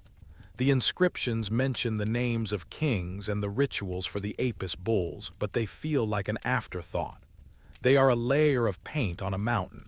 What if these boxes were part of a lost civilization? A group of people who possessed a technology that used the natural properties of the earth. Some theorists point to the fact that the Serapeum is located near the Step Pyramid, which some believe was not a tomb but a massive energy collector. Could these granite boxes have been batteries or vibrational stabilizers for a much larger system? It is a cozy, spooky thought, isn't it? The idea that we are walking through the remnants of a high-tech past that we simply don't have the vocabulary to understand. We see a box and think, coffin, because that is what our culture uses boxes for. But if a person from the distant future found a modern computer server, they might think it was a box for storing sacred metal plates. They would miss the function entirely because they wouldn't understand the energy that once flowed through it. As we continue our stroll, we notice that the great box is placed so perfectly in its alcove that there is barely room to slide a piece of paper between the granite and the limestone walls. How did they lower 100 tons of stone into this pit with such surgical precision? There are no scrape marks on the walls. There are no signs of heavy ropes or wooden scaffolding. It is as if the box simply appeared there. There is a theory that the ancients used a technique involving sand. They would fill the alcove with sand, slide the box on top, and then slowly remove the sand from beneath it, allowing the box to sink into place. It's a clever idea, but it doesn't account for the lateral precision. One wrong move and the box would wedge itself against the walls, stuck forever. The silence of the Serapeum seems to grow heavier as we contemplate these things. The air is so still it feels like it's holding its breath. You can almost hear the faint, ghostly sound of those ancient engineers. The whisper of sand, the low grunts of effort, the sharp click of stone against stone. But then the sounds fade, and you are left only with the ambient hum of the present. The great box remains a silent witness. It has seen the rise and fall of empires. It has watched the desert sands swallow the entrance to its home, and it has watched as modern men with flashlights and cameras return to poke and prod at its mysteries. And through it all, it has remained unchanged. We take a few steps back, letting the light of our lantern fade from the granite surface. The hieroglyphics disappear into the gloom, leaving only the massive, perfect silhouette of the giant. It doesn't need a name. It doesn't need a story. It simply is. As we move on to the next chapter of our journey, let the mystery of the great box remind you that the world is much older and much stranger than we often give it credit for. There are layers to our history that are still waiting to be uncovered, tucked away in the quiet, dark corners of the earth. Stay close. The path ahead is narrow and the shadows are deep, but there is a strange, comforting peace in the heart of the Serapeum. We are travelers in time and the stone is our guide. Chapter 5. The architecture of the void. The deeper we wander into the limestone arteries of Saqqara, the more we realize that the Serapeum is not just a collection of boxes, but a masterpiece of negative space. Every inch of these tunnels was carved out of the solid bedrock with a specific intention. As we walk, notice the precision of the tunnel walls themselves. They aren't rough or jagged like a common mine. They are smooth, consistent, and purposefully laid out. We are now entering one of the longer corridors, where the ceiling seems to lift slightly. The air here is remarkably fresh for being 40 feet underground. This leads us to another unsolved puzzle of the ambient whispers of this place. How did the ancients maintain a breathable atmosphere for the hundreds of workers required to carve these chambers? If you have ever been in a confined space with a single candle, you know how quickly the oxygen vanishes and the heat rises. Now imagine dozens of men, their bodies radiating heat, working with friction-heavy tools, accompanied by the smoke of oil lamps or torches. Without a sophisticated ventilation system, they would have suffocated within hours. Yet, as we look up at the ceiling, we see no soot. There are no black stains from the constant burning of oil. Some researchers suggest that the ancient Egyptians used a chemical form of light, or perhaps a system of mirrors that funneled the intense Egyptian sun down into the depths. But mirrors lose their efficiency with every reflection, and the turns in these tunnels are sharp. By the time the light reached this far back, it would be nothing more than a faint, useless glimmer. This leaves us with the spooky possibility that they possessed a form of lighting that left no trace. A cold light, a silent light. We stop at the entrance to a side chamber that feels particularly heavy with age. Inside, the sarcophagus is tilted at a slight angle. It is as if the earth shifted, or perhaps the movers lost their grip for a fleeting second a few thousand years ago. In this stillness, you can almost feel the tension of that moment. The sudden groan of stone against stone, the frantic whispers of the workers, the realization that 80 tons of granite had found its final, slightly crooked resting place. This imperfection makes the sight feel more human. It reminds us that despite the godlike precision of the work, it was carried out by hands that felt fatigue and hearts that felt fear. But then you look at the box again. Even at an angle, its geometry is flawless. The tilt of the box only serves to highlight the impossible flatness of its lid. Why go to such lengths for a void? This is the question that echoes in the silence. If you were to walk inside one of these boxes, and they are large enough to house several people standing up, you would experience a total sensory deprivation. The granite is so thick that no sound from the outside world can penetrate it. The darkness is absolute. It is a level of quiet that we rarely encounter in our modern, buzzing lives. In this void, the mind begins to play tricks. Some believe the Serapeum was a place of initiation. A person would be placed inside the granite giant, the 30-ton lid would be slid into place, and they would be left in the heart of the stone. In that silence, the only thing you would hear is the rhythm of your own heart and the sound of your own blood rushing through your veins. The granite, being rich in quartz, would act as a resonator. Any sound you made, a hum, a chant, even a sigh, would be amplified and reflected back at you by the perfectly flat walls. It would be a sonic mirror, vibrating through your bones and your brain. It is said that such an experience can lead to altered states of consciousness, to visions, or to a feeling of being one with the universe. Perhaps the boxes weren't empty after all. Perhaps they were designed to be filled with human consciousness.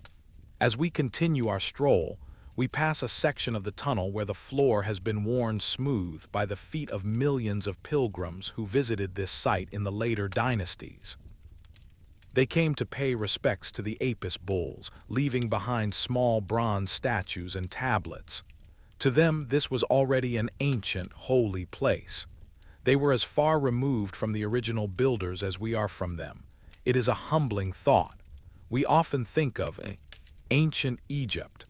As one single block of time, but the civilization lasted for thousands of years. The people who lived during the time of Cleopatra looked back at the builders of the pyramids as a mysterious, legendary race from the distant past. The Serapeum is a bridge that spans those vast gulfs of time. The cozy feeling of our walk comes from the stability of the stone. Up on the surface, the wind is howling, the sand is shifting, and the sun is burning. But down here, nothing changes.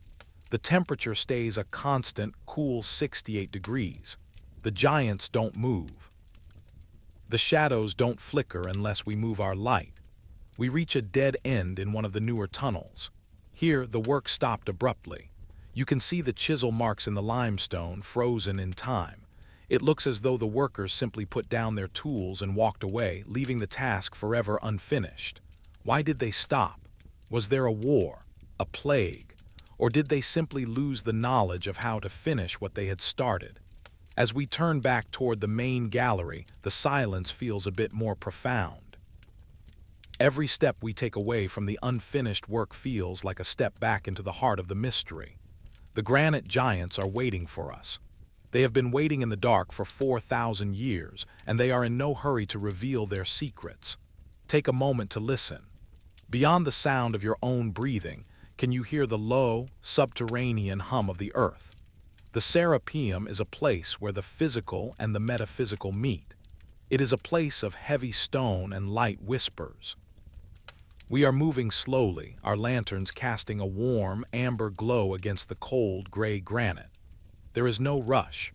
The night is long, and the path beneath the sand is endless. In the next chapter, we will explore the strange relationship between these boxes and the stars above, and why some believe the Serapeum is a map of the heavens carved into the belly of the earth. But for now, just walk with me. Feel the cool air on your face and the solid ground beneath your feet. We are safe in the silence of the giants. Chapter 6. The Stars Beneath the Sand. There is an old saying that, as above, so below. In the quiet, cool depths of the Serapeum, this ancient maxim takes on a literal meaning. As we move deeper into the labyrinth, our lanterns illuminating the massive granite shoulders of the sarcophagi, we must consider the possibility that this entire underground complex was designed to mirror the cosmos. The ancient Egyptians were obsessed with the stars. Their temples, their pyramids, and even their cities were often laid out to align with specific constellations: Orion, Draco, and the Pleiades. They believed that by reflecting the heavens on Earth, they could harness the power of the gods and ensure the harmony of the universe. As we stand in the main gallery, look at the layout of the alcoves. They aren't arranged in a simple, straight line.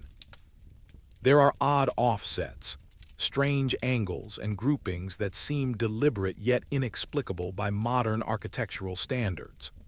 Some archaeoastronomers have suggested that if you were to overlay a map of the night sky onto the floor plan of the Serapeum, the positions of the 24 granite giants would correspond to the positions of the brightest stars in certain sectors of the heavens. Imagine that for a moment.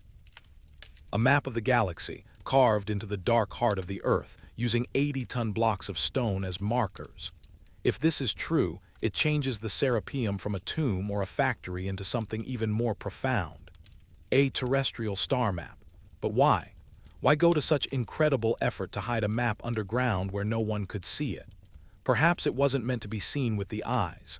If the boxes were indeed resonant chambers, as we explored earlier, then each box might have been tuned to the frequency of a specific star. The granite giants would act like a massive, subterranean pipe organ, vibrating in harmony with the celestial bodies above. As the Earth turned and the stars moved across the sky, the Serapeum would sing back to them, creating a bridge between the heavens and the deep Earth. It's a cozy, spooky idea, isn't it? The thought that as we walk through these tunnels, we are walking inside a giant musical instrument, one that has been silent for millennia but still holds the potential for a cosmic song. We pause in front of a box that is particularly dark, almost black. The polish on this one is so deep that it seems to swallow the light of our lantern rather than reflect it. When you look into the surface, you don't see the stone, you see a bottomless void. It is a reminder of the Sera. In Serapeum, which refers to Serapis, a deity who combined the traits of Osiris and Apis. He was a god of the underworld but also of healing and the sun. This duality is everywhere here. The heavy, oppressive weight of the granite versus the ethereal, light-filled nature of the stars. The silence of the tomb versus the vibration of the resonance. The darkness of the tunnels versus the bright, desert sun just a few dozen feet above us. As we walk, our footsteps make a soft thud-thud on the floor. In some places, the limestone has been reinforced with modern steel beams and wooden supports. These are necessary to keep the mountain from collapsing, a reminder that the Serapeum is a fragile thing, held together by the grace of gravity and ancient engineering. The contrast between our modern, rusty steel and the ancient, pristine granite is striking. Our materials are decaying, while the giants remain as perfect as the day they were cut. It makes you wonder about the nature of time. We measure our lives in years and decades. We measure our civilizations in centuries. But the granite giants measure time in eons. To a block of Aswan granite, the 4,000 years it has spent in this tunnel is but a blink of an eye. It doesn't care about our theories. It doesn't care about the tourists or the archaeologists. It simply exists, a silent witness to the slow, steady turning of the world. We move toward a section of the Serapeum that is rarely visited. The air here is a bit thinner and the dust on the floor is undisturbed. In this corner there are smaller niches carved into the walls. Some believe these were for the canopic remains of the bulls, but they are empty now. They look like open mouths, waiting to tell a story that no one remembers. As we stand in this quiet corner, let the scale of the Serapeum sink in. It isn't just the 24 boxes we see today. Historians believe there are many more tunnels yet to be excavated, perhaps containing hundreds more of these giants. The Serapeum might be 10 times larger than what we currently know. What else is down here? Are there boxes made of even stranger materials? Are there chambers filled with the lost technology of the ancients? The sand of Saqqara is a great keeper of secrets.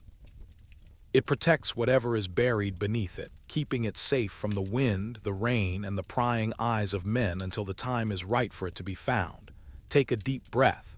The scent of the stone is comforting. It smells like the beginning of the world.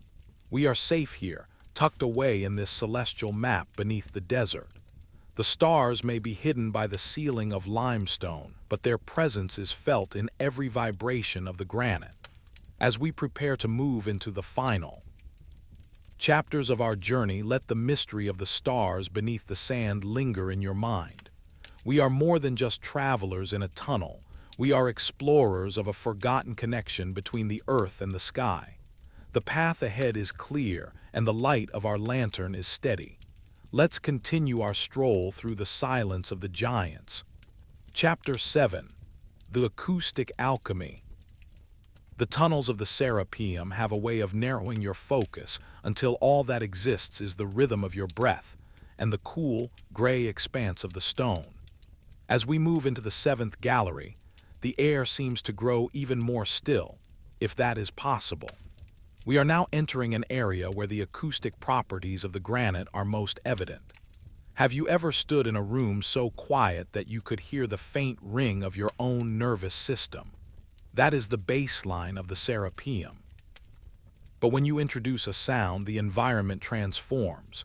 In this chapter, we must consider the ambient whispers of the stones themselves, not as a metaphor, but as a physical reality. If you were to take a tuning fork and strike it against one of these 80-ton boxes, the granite wouldn't just make a dull thud.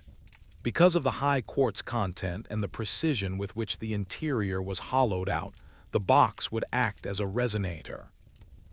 It would catch the vibration and hold it, amplifying the note until the air inside the chamber began to shimmer with sound.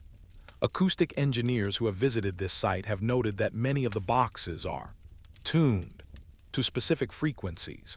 Some resonate at a low, guttural 40 Hz, a frequency often associated with deep relaxation and the brown noise of the earth. Others vibrate at higher intervals that seem to correspond to the dimensions of the chamber itself. Imagine the scene thousands of years ago. It is not a place of mourning or death, but a place of sound. A group of people stand around a granite giant. They begin to chant, their voices low and steady. The sound enters the box, bounces off the perfectly flat, mirror-polished interior walls, and begins to build. The physical stone starts to vibrate. The floor beneath their feet hums. The very air becomes thick with a frequency that moves through their skin and into their bones. In the cozy, spooky world of the Serapeum, sound might have been the primary tool. There are theories that suggest the ancients used sound to soften the stone, making it easier to carve, or even to move the massive blocks.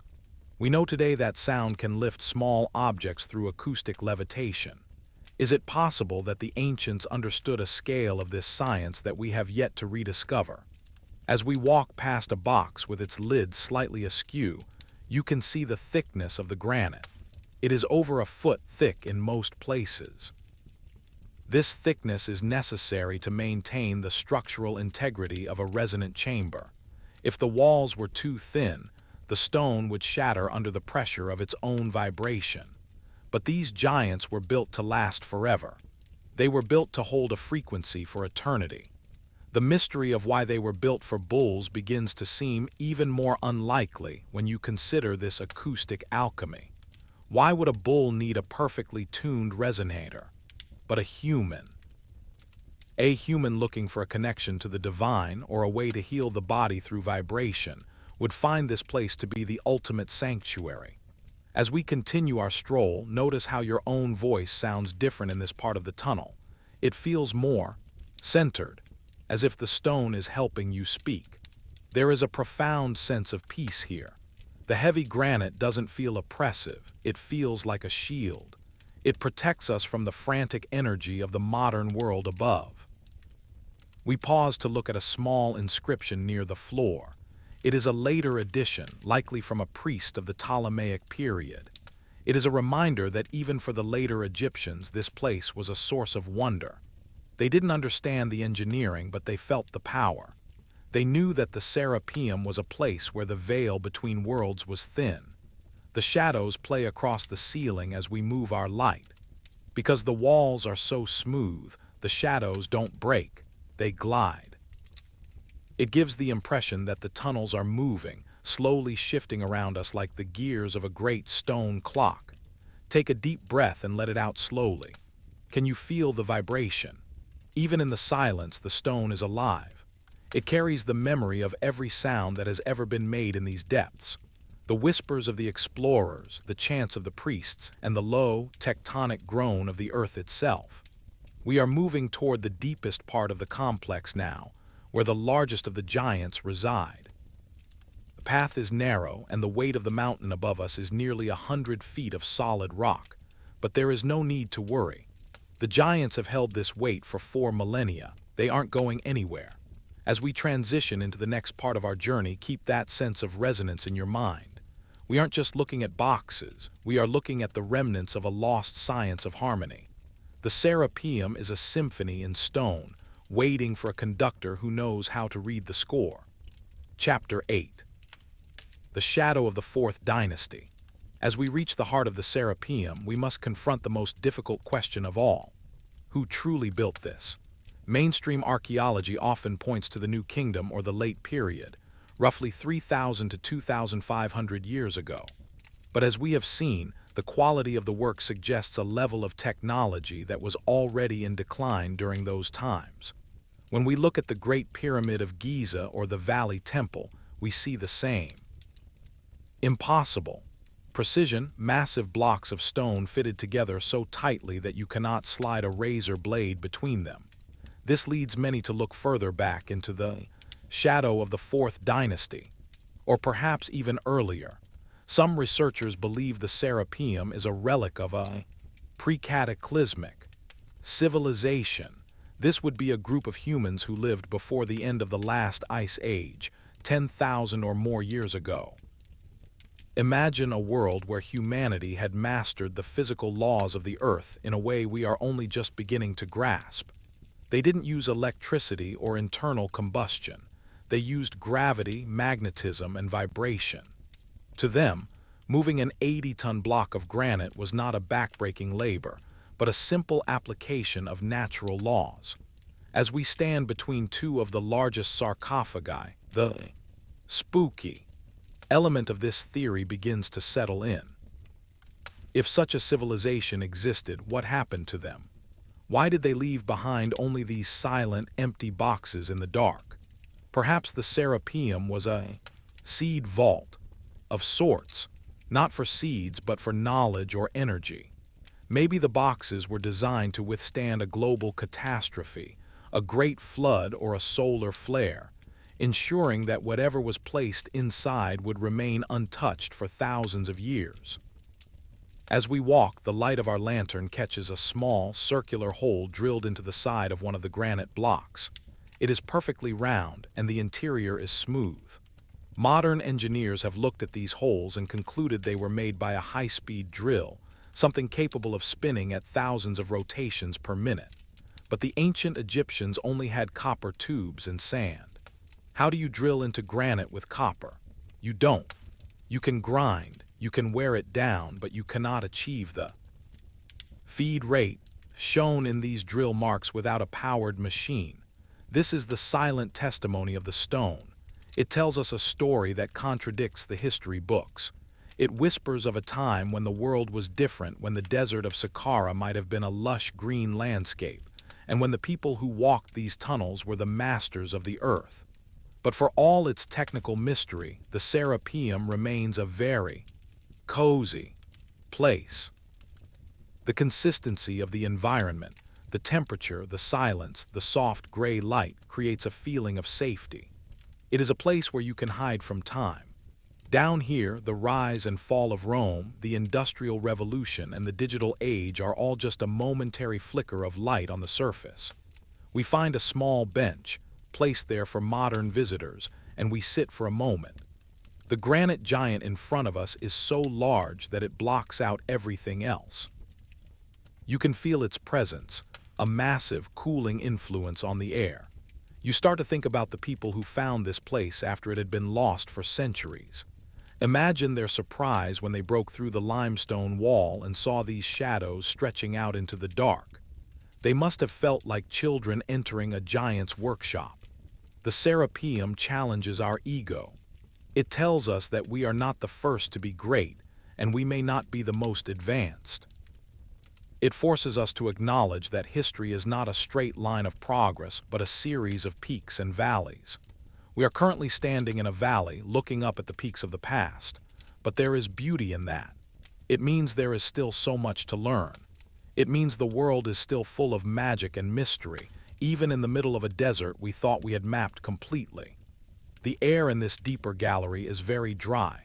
You can feel it in your throat, a clean, dusty taste. We take a slow sip of water, the sound of the swallow seeming loud in the absolute quiet.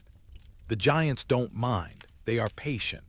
They have waited 4,000 years for us to visit, and they will wait 4,000 more after we are gone.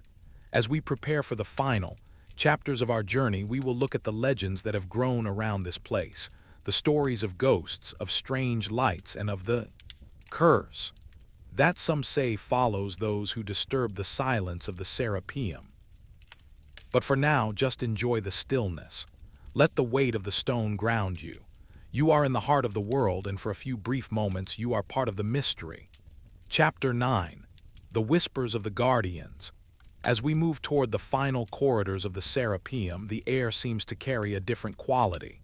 It is thinner here, further from the main entrance, and the silence is so profound it feels as though the stone itself is holding its breath.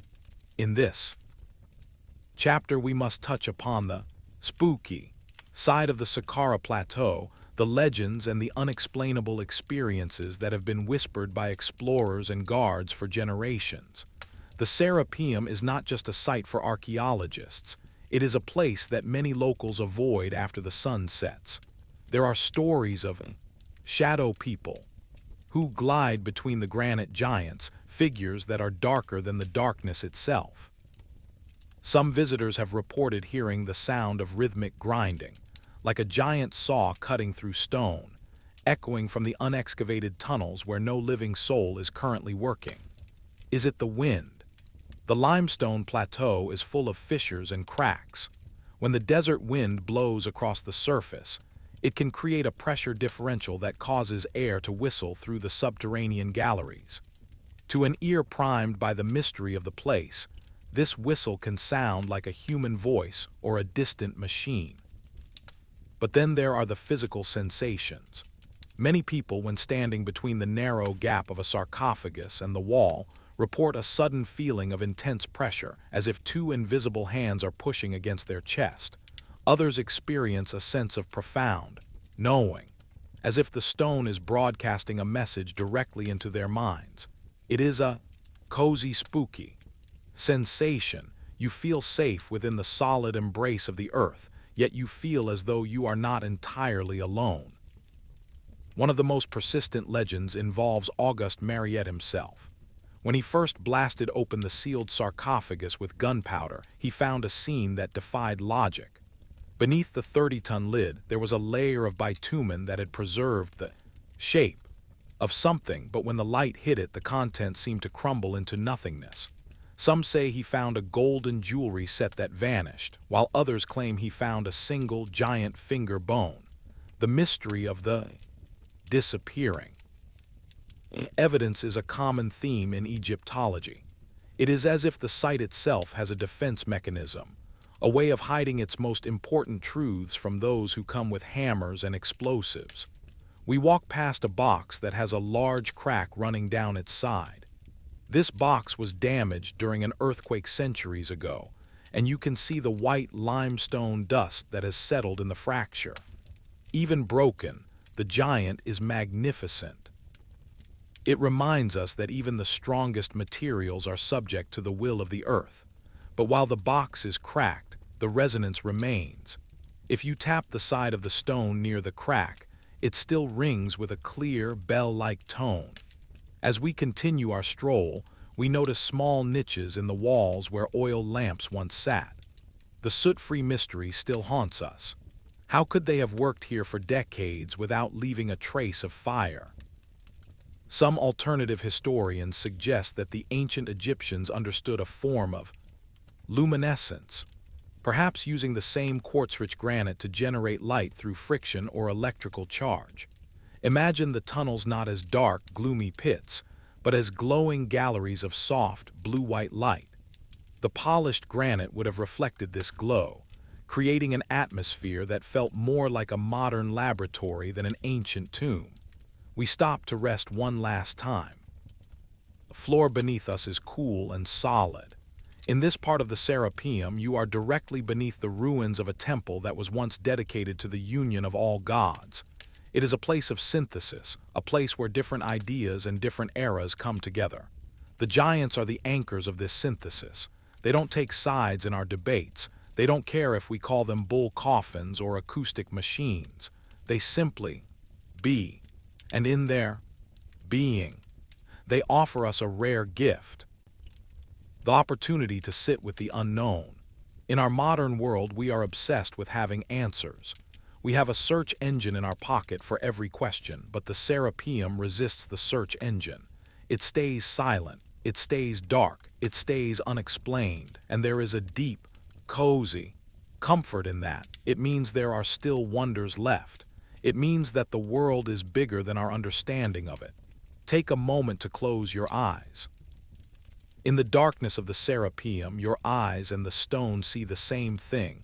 Nothing, but your ears and your skin feel everything. The weight, the cool air, the low hum of the planet. We are travelers in the deep, and the guardians are watching over us in their stony silence. Chapter 10. The Return to the Light. Our journey through the labyrinth is coming to a close. We turn back toward the main gallery, retracing our steps through the limestone arteries. The light of our lantern begins to pick up the familiar shapes of the giants we met hours ago. They feel like old friends now, their massive silhouettes a comforting presence in the gloom. As we walk back toward the entrance, we must reflect on what we have seen. We have walked past 24 of the greatest engineering mysteries on the planet. We have felt the vibration of Aswan granite, wondered at the precision of the Fourth Dynasty, and contemplated the possibility of a lost science of sound and stars. The Serapeum of Saqqara is a reminder that we are a species with a very long and very forgotten memory. We look at these boxes and see a mystery, but to the people who built them, they were a certainty. They were a vital part of their world, as essential as our power grids or our satellite networks are to us. What will we leave behind in 4,000 years? Will our steel and glass structures remain, or will they have crumbled into rust and dust? The granite giants will still be here. They will still be sitting in these dark alcoves, their surfaces as smooth and flat as the day they were polished.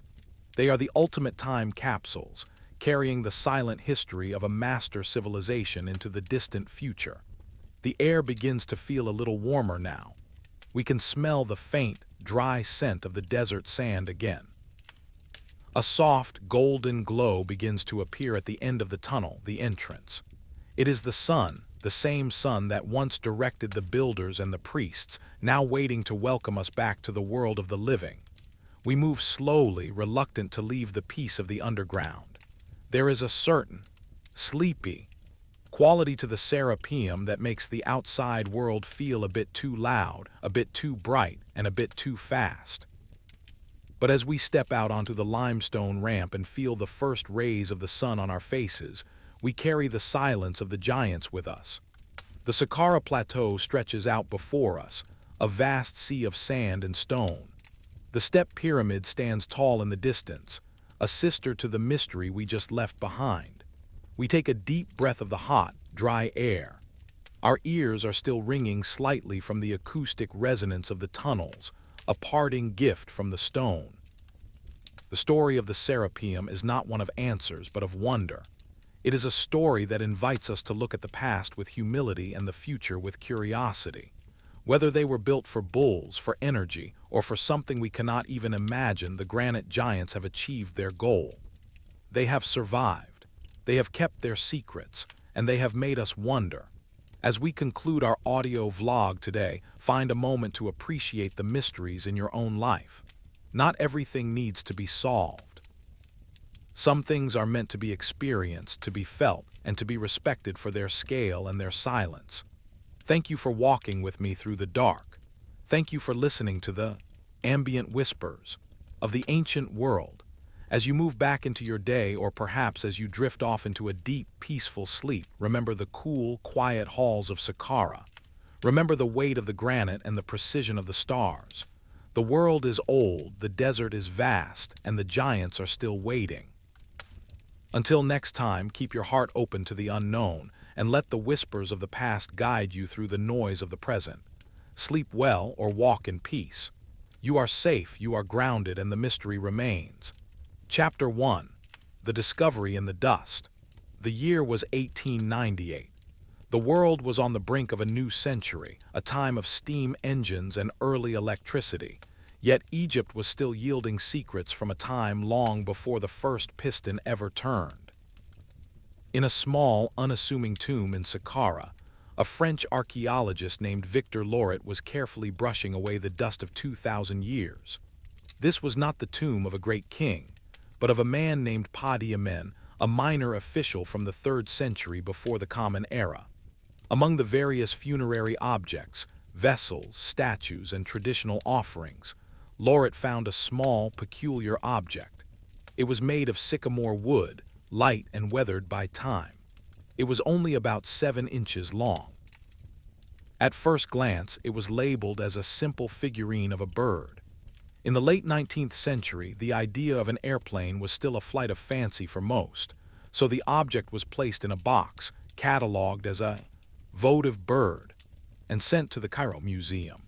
For over 70 years, it sat in a dusty display case, tucked away in a basement gallery among other miscellaneous bird carvings. It was forgotten, a tiny splinter of wood in a sea of gold and granite. The world changed around it. The Wright brothers took flight at Kitty Hawk. Jet engines began to scream across the Atlantic. Rockets pierced the atmosphere. And all the while, the little wooden bird sat in silence, its wings held out as if waiting for a breeze that never came. It wasn't until 1969 that Dr. Kalo Messiha, an Egyptian physician and archaeologist with a passion for model airplanes, noticed something strange about the bird. As he peered through the glass of museum case number 22, he didn't see a falcon or a hawk. He saw a profile that looked hauntingly familiar. He saw a fuselage. He saw a high-wing configuration. He saw a vertical stabilizer. He didn't see a bird, he saw a glider. The cozy spooky nature of this discovery lies in the realization that a piece of advanced technology, or at least the concept of it, was hiding in plain sight for decades. How many other secrets are currently sitting on museum shelves, mislabeled and misunderstood because we lack the perspective to recognize them?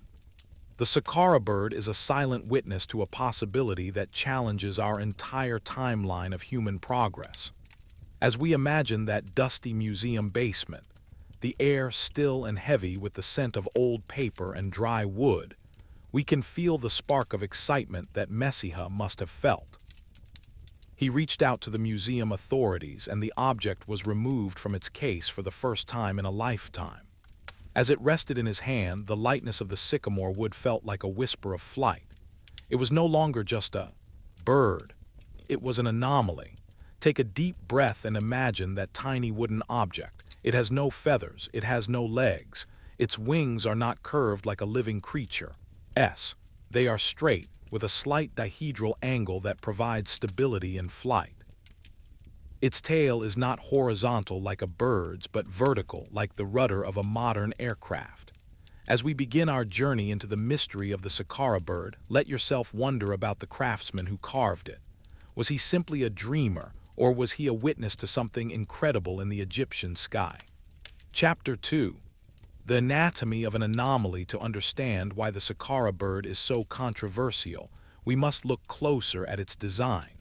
In this chapter, we will perform a mental dissection of this small wooden artifact, looking at it not as a piece of art, but as a piece of engineering. The bird is made from the wood of the sycamore tree, a material the ancient Egyptians considered sacred, often associated with the goddess Nut and the transition between worlds. The wood is remarkably light, which is the first requirement for anything intended to leave the ground. The body of the bird is sleek, tapering toward the back in a way that suggests a streamlined fuselage designed to minimize air resistance. But it is the wings that catch the eye of the aerodynamicist. Most ancient Egyptian bird carvings show the wings spread wide in a fan shape, or tucked tightly against the body. The Saqqara bird's wings are different. They are rectangular, flat, and set at the top of the body. Most importantly, they taper toward the tips. In modern aviation, this is known as a high-wing design, often used in cargo planes and gliders because it provides great stability and lift. If you were to look at a cross-section of these wings, you would find they are not just flat planks. They have a slight curvature, similar to an airfoil. This is the shape that creates a pressure difference, lower pressure on top, higher pressure on the bottom, which is the fundamental principle of lift. Then there is the tail. Birds in nature have horizontal tail feathers that they use for steering and balance, but the Saqqara bird has a vertical tail fin. This is perhaps the most spooky detail of the entire object. A vertical tail fin is a hallmark of modern aeronautics. It acts as a rudder to control yaw, or the side-to-side movement of the nose. Before the 19th century, human history has almost no record of this design being used for anything intended to move through the air. Why would an ancient carver, living 200 years before the Common Era, choose to give a bird a vertical rudder instead of horizontal feathers. As we sit in the quiet of our thoughts, the implications start to settle. If this was just a toy, it was a toy designed with a sophisticated understanding of physics that wouldn't be formalized for another 2,000 years. If it was a weather vane, it was one designed by someone who understood how to stabilize an object against the wind with extreme precision. Dr. Messiha was so convinced of the object's aerodynamic properties that he built a scale model of the bird, adding a small horizontal stabilizer to the tail, a piece he believed might have been lost from the original carving, as there is a small notch at the rear where such a piece could have been attached. When he threw his model into the air, it didn't just tumble to the ground. It glided. It moved through the air with the grace of a modern sailplane. This wasn't a lucky shape. This was a design that understood the air. As we walk through the mental corridors of the Cairo Museum, the little wooden bird seems to vibrate with potential. It is a bridge between the ancient world and the age of flight, a tiny, silent splinter that suggests the Egyptians knew more about the sky than they ever wrote down in their scrolls. The air in our story remains calm and cool. There is no rush to solve the mystery. We are simply observing the shape of the wood and the way it challenges the boundaries of what we think is possible. The Saqqara bird is a puzzle carved in sycamore, waiting for us to catch up to its wisdom. Chapter 3. The Mystery of the Missing Tail. As we continue our exploration of the Saqqara bird, we must address the most significant point of contention among researchers: the tail. As we noted in the previous chapter, the bird features a vertical fin, which is highly unusual for a representation of a living animal. However, if you look closely at the very back of the bird's body, there is a small, rectangular slot or notch. This notch is the center of a fierce debate. Some believe it was simply a place where the bird was mounted on a pole, perhaps to serve as a weather vane or a decorative topper for a boat's mast.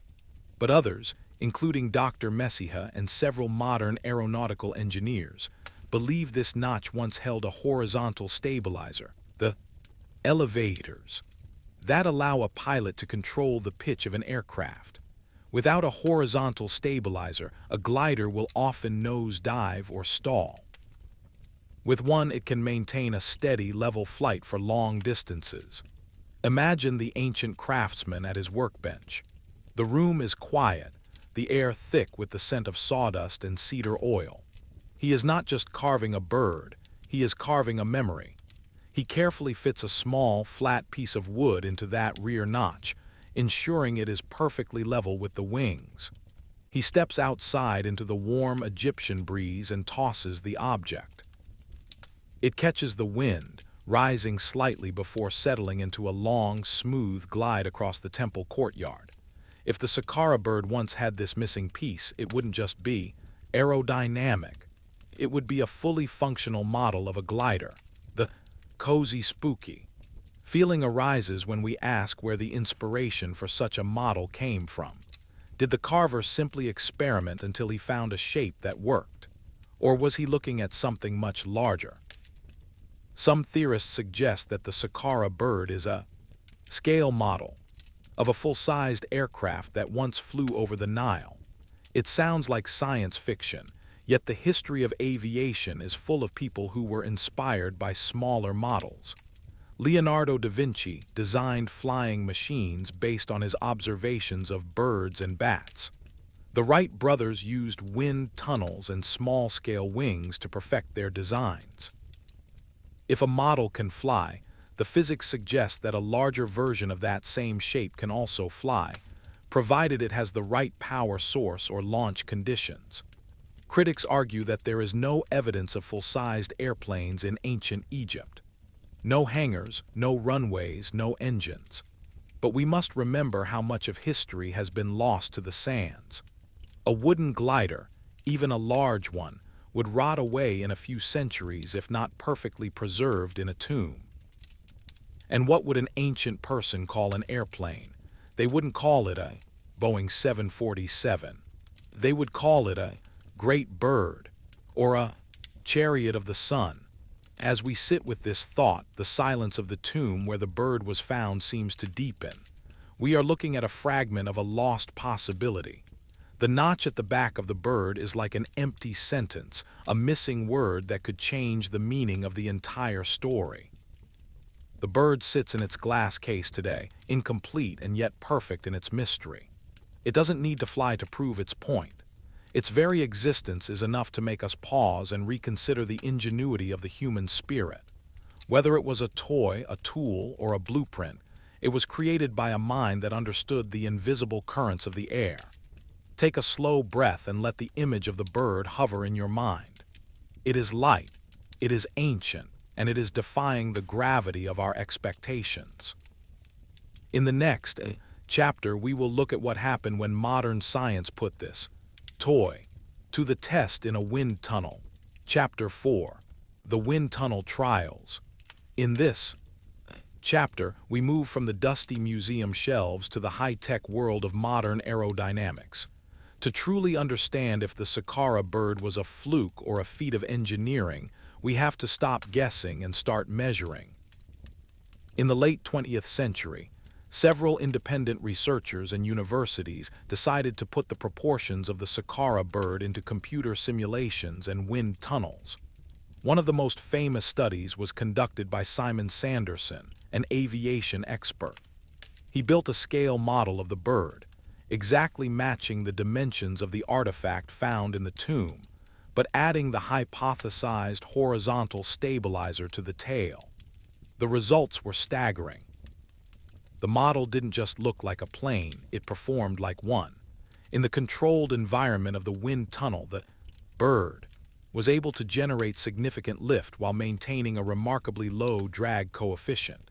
This means that for its size and weight, it was an exceptionally efficient glider.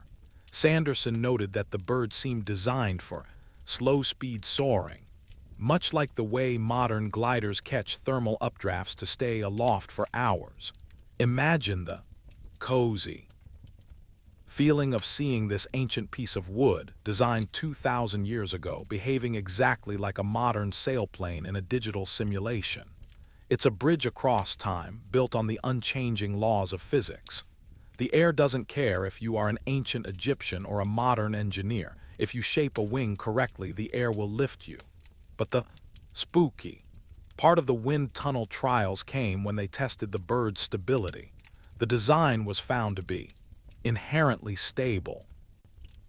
This means that if the bird was tilted by a gust of wind, its shape would naturally cause it to level itself out without any input from a pilot. This is a sophisticated concept in aviation.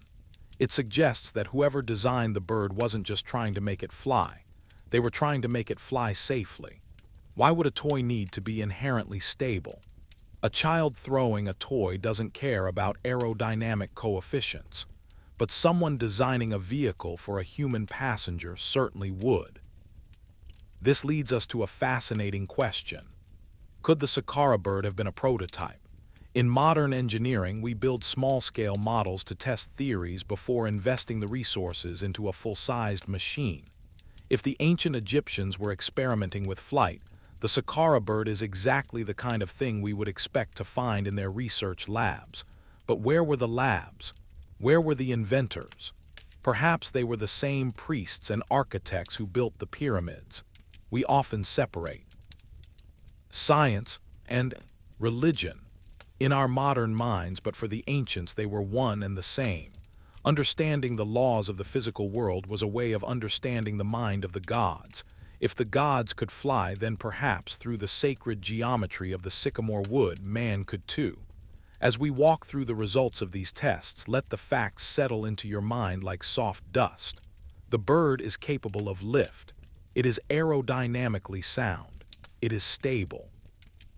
These are not opinions. They are the results of the same math we use to fly across oceans today. We take a moment to look at the bird again, sitting quietly in its amber-lit display. It seems almost smug in its silence, as if it's been waiting for us to finally figure out the math it has known all along. The wind tunnel has confirmed its potential, but it cannot tell us its history. For that, we must look elsewhere, to the walls of the temples and the legends of the sky. Breathe in the cool air of the laboratory. The hum of the wind tunnel fades, leaving us once again with the ambient whisper of the ancient world. The bird remains still, but in our minds it is soaring high above the desert, a tiny shadow against the sun. Chapter 5. The context of the sky. To understand the Saqqara bird, we have to understand how the ancient Egyptians viewed the sky. It wasn't just a vacuum of air, it was a vibrant, living landscape. It was the body of the goddess Nut, arched over the earth, and it was the path that the sun god Ra traveled every day in his celestial bark. In this chapter, we will stroll through the symbolic world of Egypt to see if there is a place for a flying machine.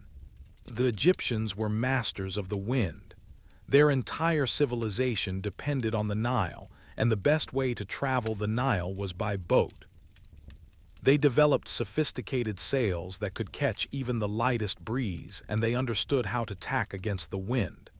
The leap from a sail on the water to a wing in the air is not as large as it might seem. Both require an understanding of fluid dynamics, how a gas or liquid moves around a surface. We see flying imagery everywhere in Egyptian art. The winged sun disk, the ba bird, a human-headed bird representing the soul, and the various gods like Horus who took the form of falcons.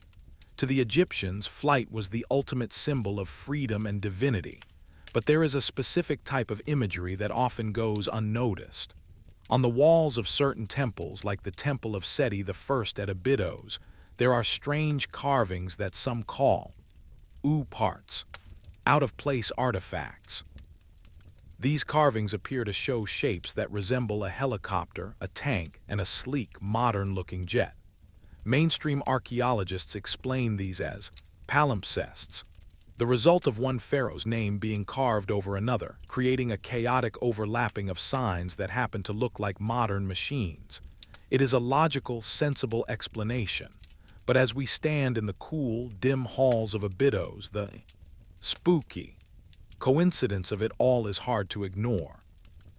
When you combine those carvings with the physical reality of the Saqqara bird, a different picture begins to emerge. It's a picture of a civilization that was obsessed with the idea of soaring.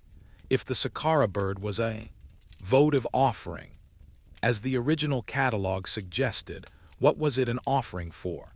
Usually, you offer a model of something you want to manifest in the real world. You offer a model of a granary to ensure plenty of food. You offer a model of a boat to ensure safe travel in the afterlife. Was the Saqqara bird an offering for a safe flight? Imagine a secret society of Egyptian engineers, perhaps working under the protection of the priesthood. They are obsessed with the birds of prey that circle the step pyramid. They watch how the hawks catch the rising heat from the stone, staying aloft without flapping a wing. They start to carve. They experiment with different woods, different wing shapes. They create the Saqqara bird as a tribute to their progress, a tiny wooden prayer for the day they can finally leave the earth. The cozy part of this thought is the shared human dream. Whether it was 200 years before the Common Era or the 20th century, the desire to fly is a universal thread that connects us all. We are all looking up, wondering what it would be like to see the world from the clouds.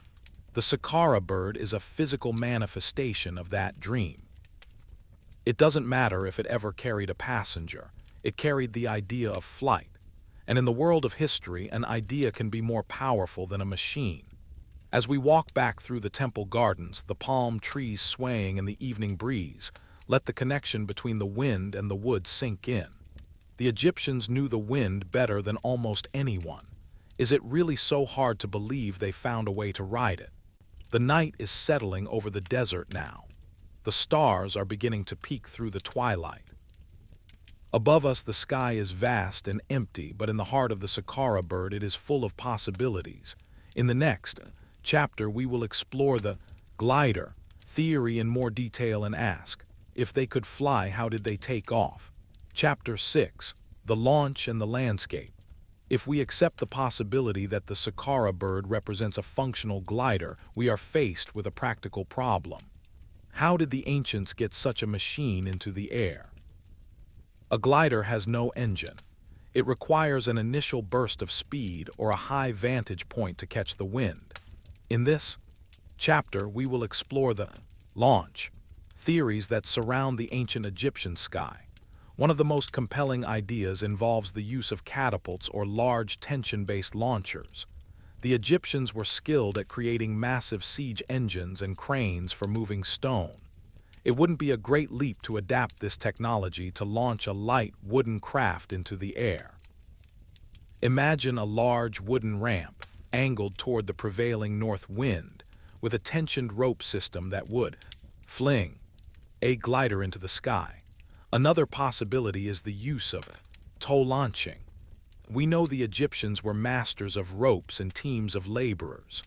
Just as a modern glider can be pulled into the sky by a car or a winch, an ancient glider could have been pulled by a team of runners or even a fast-moving boat on the Nile.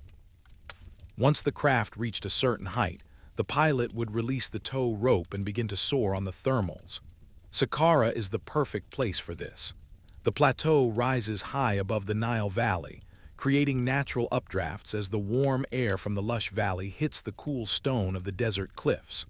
A glider launched from the edge of the Saqqara Plateau would have found plenty of lift to stay airborne for a significant amount of time. Think about the cozy, spooky atmosphere of such a flight. The pilot is suspended in a frame of wood and linen, high above the step pyramid. Below him, the workers look like ants as they haul stones for the latest tomb. He is in a world of silence, broken only by the whistle of the wind through his wings. He is the first human to see the geometry of the pyramids from above, to see the Nile winding like a silver snake toward the horizon. But if this happened, why isn't it in the history books? Perhaps because flight was a sacred science. In many ancient cultures, certain technologies were kept secret by the priesthood, revealed only to initiates. If flight was seen as a way to commune with the gods, it wouldn't be something you would write about in a public record. It would be a hidden knowledge passed down from master to apprentice in the shadows of the temple. The Saqqara bird might be the only public trace of this secret science. A small model placed in a tomb as a symbolic gesture that accidentally preserved a technology that was otherwise erased from history. As we walk along the edge of the plateau, the wind brushing against our faces, it's easy to feel the lift in the air. You can almost see the phantom shapes of wooden gliders circling the pyramids. It feels right. It feels like the missing piece of the Egyptian puzzle. They built the most magnificent structures on Earth. Why wouldn't they want to see them from the best possible angle? We pause at the edge of the cliff. The desert stretches out in all directions, a sea of golden dunes and dark shadows. In the distance, the sun is a heavy, red orb sinking toward the earth. The air is cooling, and the thermals are beginning to fade. If there were gliders in the sky tonight, they would be coming in for a landing now, settling softly onto the sand like the little wooden bird settling into its tomb. The silence of the desert is a heavy thing. It hides the sounds of the past, but it cannot hide the feeling of them. The Saqqara bird is a reminder that we are not the only ones to have looked at the horizon and wanted to go further. Take a moment to listen to the wind. It's the same wind that blew 2,000 years ago. The same wind that lifted the wings of the Saqqara bird. We are all part of the same sky. Chapter 7. The Pharaoh's Pilots. If there were gliders in ancient Egypt, who were the people flying them? In this chapter, we will imagine the life of an ancient aviator and the role they might have played in the society of the pharaohs. In our Ambient Whisper world, we can picture a special class of initiates, perhaps known as the Eyes of Horus. These men and women would have been trained from a young age in the arts of balance, wind reading, and the geometry of the sky. To be a pilot wouldn't just be a job, it would be a spiritual calling. You would be the bridge between the pharaoh on earth and the gods in the heavens. The training would likely happen in the open spaces of the desert, far from the prying eyes of the common people. They would start with small models, much like the Saqqara bird, learning how the wings reacted to different angles of the wind. They would progress to larger, tethered, gliders, essentially giant kites that would lift them a few feet off the ground while being held by ropes. Finally, they would take the ultimate leap, an untethered flight from the cliffs of Saqqara, the cozy. Part of this vision is the intense focus and peace required for flight. A glider pilot must be in total harmony with the environment. You cannot fight the wind, you must flow with it. You must listen to the whisper of the air over your wings. In the ancient world, this would have been seen as a form of meditation, a way of silencing the ego to hear the voice of the universe. But what were these flights for? Perhaps they were used for scouting. From a few hundred feet in the air, a pilot could see enemy movements miles away or spot the best paths for moving massive stones across the desert. Or perhaps they were used for ritual. On certain holy days, the bird of the sun would take flight, a shimmering wooden craft painted in gold and lapis lazuli, circling the temple to show the people that the gods were pleased. There is a strange, spooky comfort in the idea that the ancient world was much more connected than we think.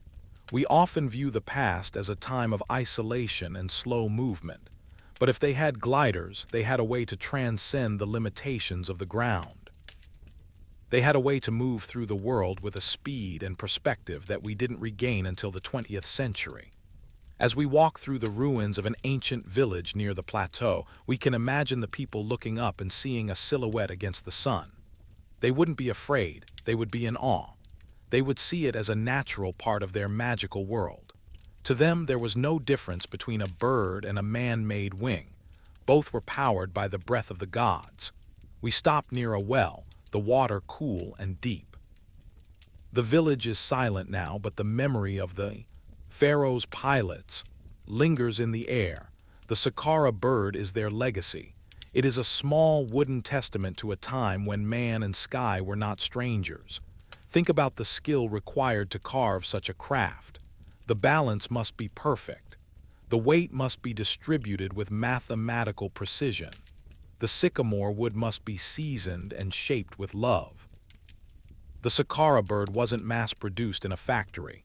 It was created by a master who knew that a single mistake could mean the difference between soaring and falling. As we prepare for the final chapters of our story, let the image of the pilot stay with you.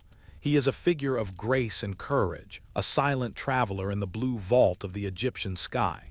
The bird in the museum is his signature, a message across time that says, "We were here, we flew, we dreamed." Breathe in the scent of the evening. The stars are fully out now, 1,000 silver eyes watching over the desert. The sky is open and the bird is waiting. Chapter 8. The Global Glider Mystery. The Saqqara bird is not the only artifact of its kind. As we expand our stroll through history, we find that the dream of flight and the evidence for it is scattered across the ancient world. In this chapter, we will look at the cousins of the Saqqara bird to see if there was a global knowledge of aerodynamics. Across the ocean, in the gold-rich regions of pre-Columbian South America, archaeologists have found hundreds of small, golden figurines known as the Quimbia artifacts. Like the Saqqara bird, these were long classified as zoomorphic, representations of insects or fish. But when you look at them through the lens of modern aviation, they look like miniature fighter jets. They have delta wings, upright tail fins, and even what look like cockpits. In 1994, two German researchers, Algund Einboom and Peter Belting, built large-scale radio-controlled models based on these golden jets. To the shock of many, the models flew perfectly. They were capable of high-speed maneuvers and stable landings. Is it a coincidence that two different civilizations, separated by thousands of miles and centuries of time, both produced toys that just happened to be aerodynamically perfect? The cozy spooky feeling deepens as we consider the possibility of a lost mother culture. Some theorists believe that in the distant past there was a civilization that possessed a high level of technology, including flight, and that after a great global catastrophe, the survivors scattered, taking their knowledge with them. Over time, the actual machines were lost, but the memory of them was preserved in the form of golden charms and wooden models. The Saqqara bird would be one such memory. Imagine a group of survivors arriving in the Nile Valley. They no longer have the tools to build metal airplanes, but they remember the shapes. They teach the local people how to carve the bird of the sky from sycamore wood. They teach them how to catch the wind. They turn a lost technology into a sacred tradition. As we walk through the global gallery of these anomalies, the world starts to feel much smaller. We are not a series of isolated cultures. We are a single human story with many forgotten chapters. The Saqqara bird is a sentence in one of those chapters. It tells us that our ancestors were not primitive. They were geniuses who were working with different tools. We find ourselves back on the Saqqara plateau looking at the horizon. If there was a global knowledge of flight, then the sky wasn't a barrier, it was a highway. It was a way to connect the pyramids of Egypt with the temples of the Maya and the stone circles of Europe. The ambient whisper of the wind carries the echoes of these ancient connections. Think about the courage it takes to look at a bird and say, "I can do that." It is the same courage that took us to the moon. It is the same curiosity that makes us keep digging in the sand. The Saqqara bird is a symbol of that undying human fire. It is a small wooden spark that refuses to go out. The desert is quiet tonight, but it is not empty. It is full of the ghosts of airplanes that were made of wood and gold. It is full of the dreams of people who refuse to stay on the ground. Take a deep breath and let the global mystery settle in your chest. We are part of something much bigger than we know. The bird in the Cairo Museum is just the beginning. Chapter 9. The Skeptic's Whisper. In every mystery there must be a balance. As we near the end of our journey, we must listen to the Skeptic's Whisper. In this chapter, we will look at the most common arguments against the ancient airplane theory and see if they can break the wings of our story. The most powerful argument is the simplest. If the Egyptians had airplanes, why didn't they use them to change the world? Why didn't they fly to Rome or China? Why didn't they drop stones from the sky in times of war? To the skeptic, the absence of a global aviation industry in ancient Egypt is proof that the Saqqara bird is just a toy. They argue that the bird's aerodynamic properties are purely accidental. If you carve enough bird shapes out of light wood, eventually you will carve one that happens to glide. They point out that the bird has an eye and a beak, clearly indicating that the carver intended it to be a living creature, not a machine. They suggest the vertical tail is simply a stylized representation of a bird's feathers turned sideways for artistic reasons.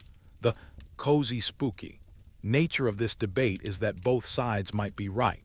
Perhaps the carver did intend it to be a bird, but his internalized knowledge of flight from seeing gliders in the sky led him to carve it with the proportions of a machine, just as a child today might draw a bird with engines. Because they are used to seeing planes, an ancient child might have carved a bird with a rudder, because that was what things that flew looked like to them. Or perhaps the bird was a weather vane. Even as a weather vane, it would still require an understanding of aerodynamics to ensure it pointed correctly into the wind without spinning out of control. The engineering is still there even if the purpose was humble. There is one piece of evidence that the skeptics struggle to explain. The inscriptions. On the base of the Saqqara bird there are small hieroglyphics that read, "The gift of Amun." Amun was the god of the wind and the hidden breath of life. Why would a simple toy be a gift of the god of the air? Why give it such a weighty spiritual title? As we walk through the arguments, the silence of the Serapeum from our previous journey seems to echo here too. We are looking at a truth that is buried under layers of interpretation. The skeptic sees wood, the dreamer sees wings, the scientist sees lift coefficients, the priest sees the breath of God. The beauty of the Saqqara bird is that it can be all of these things at once. It doesn't have to be a high-tech jet to be a miracle. It just has to be a piece of wood that reveals a deep, intuitive understanding of the physical world. It shows us that the ancient Egyptians were not just observers of nature, they were partners with it. We stop to look at a modern airplane flying high above the Saqqara plateau. It is a massive, silver bird leaving a white trail across the blue. It looks so different from the little wooden carving, and yet they are operating on the exact same principles. If you took the engines off that plane, it would be a glider, just like the Saqqara bird. The skeptic's whisper is important because it keeps us grounded. It reminds us to look for evidence and to be careful with our theories, but the whisper of the wind is louder. It tells us that the sky is full of secrets and that sometimes a toy is the only thing left to tell us the truth. Take a slow breath and let the debate fade away. The bird doesn't care about the labels we give it. It is what it is, and what it is beautiful. Chapter 10. The flight of the soul. We have reached the final chapter of our journey. The sun has set, the desert is cool, and the stars are our only companions. As we walk back toward our starting point, we must consider the most ambient meaning of the Saqqara bird. In ancient Egyptian belief, the soul, was often depicted as a bird. It was the part of the human being that could leave the body after death and fly into the heavens. The Saqqara bird was found in a tomb, placed there to accompany Padia men into the afterlife. Perhaps the bird wasn't meant to carry a physical body, but a spiritual one. The precision of its design would then make perfect sense. If you are building a craft to carry a soul into the eternal sky, you wouldn't want it to be roughly right.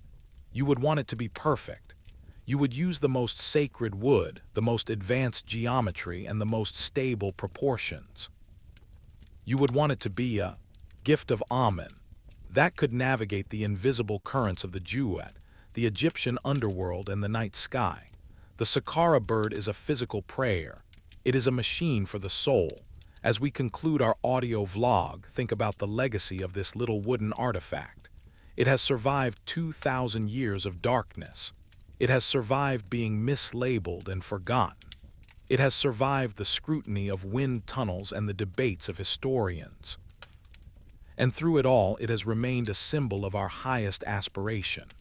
To rise, we are all like the Saqqara bird in a way. We are made of the wood of the earth, yet we have within us the shape of the sky.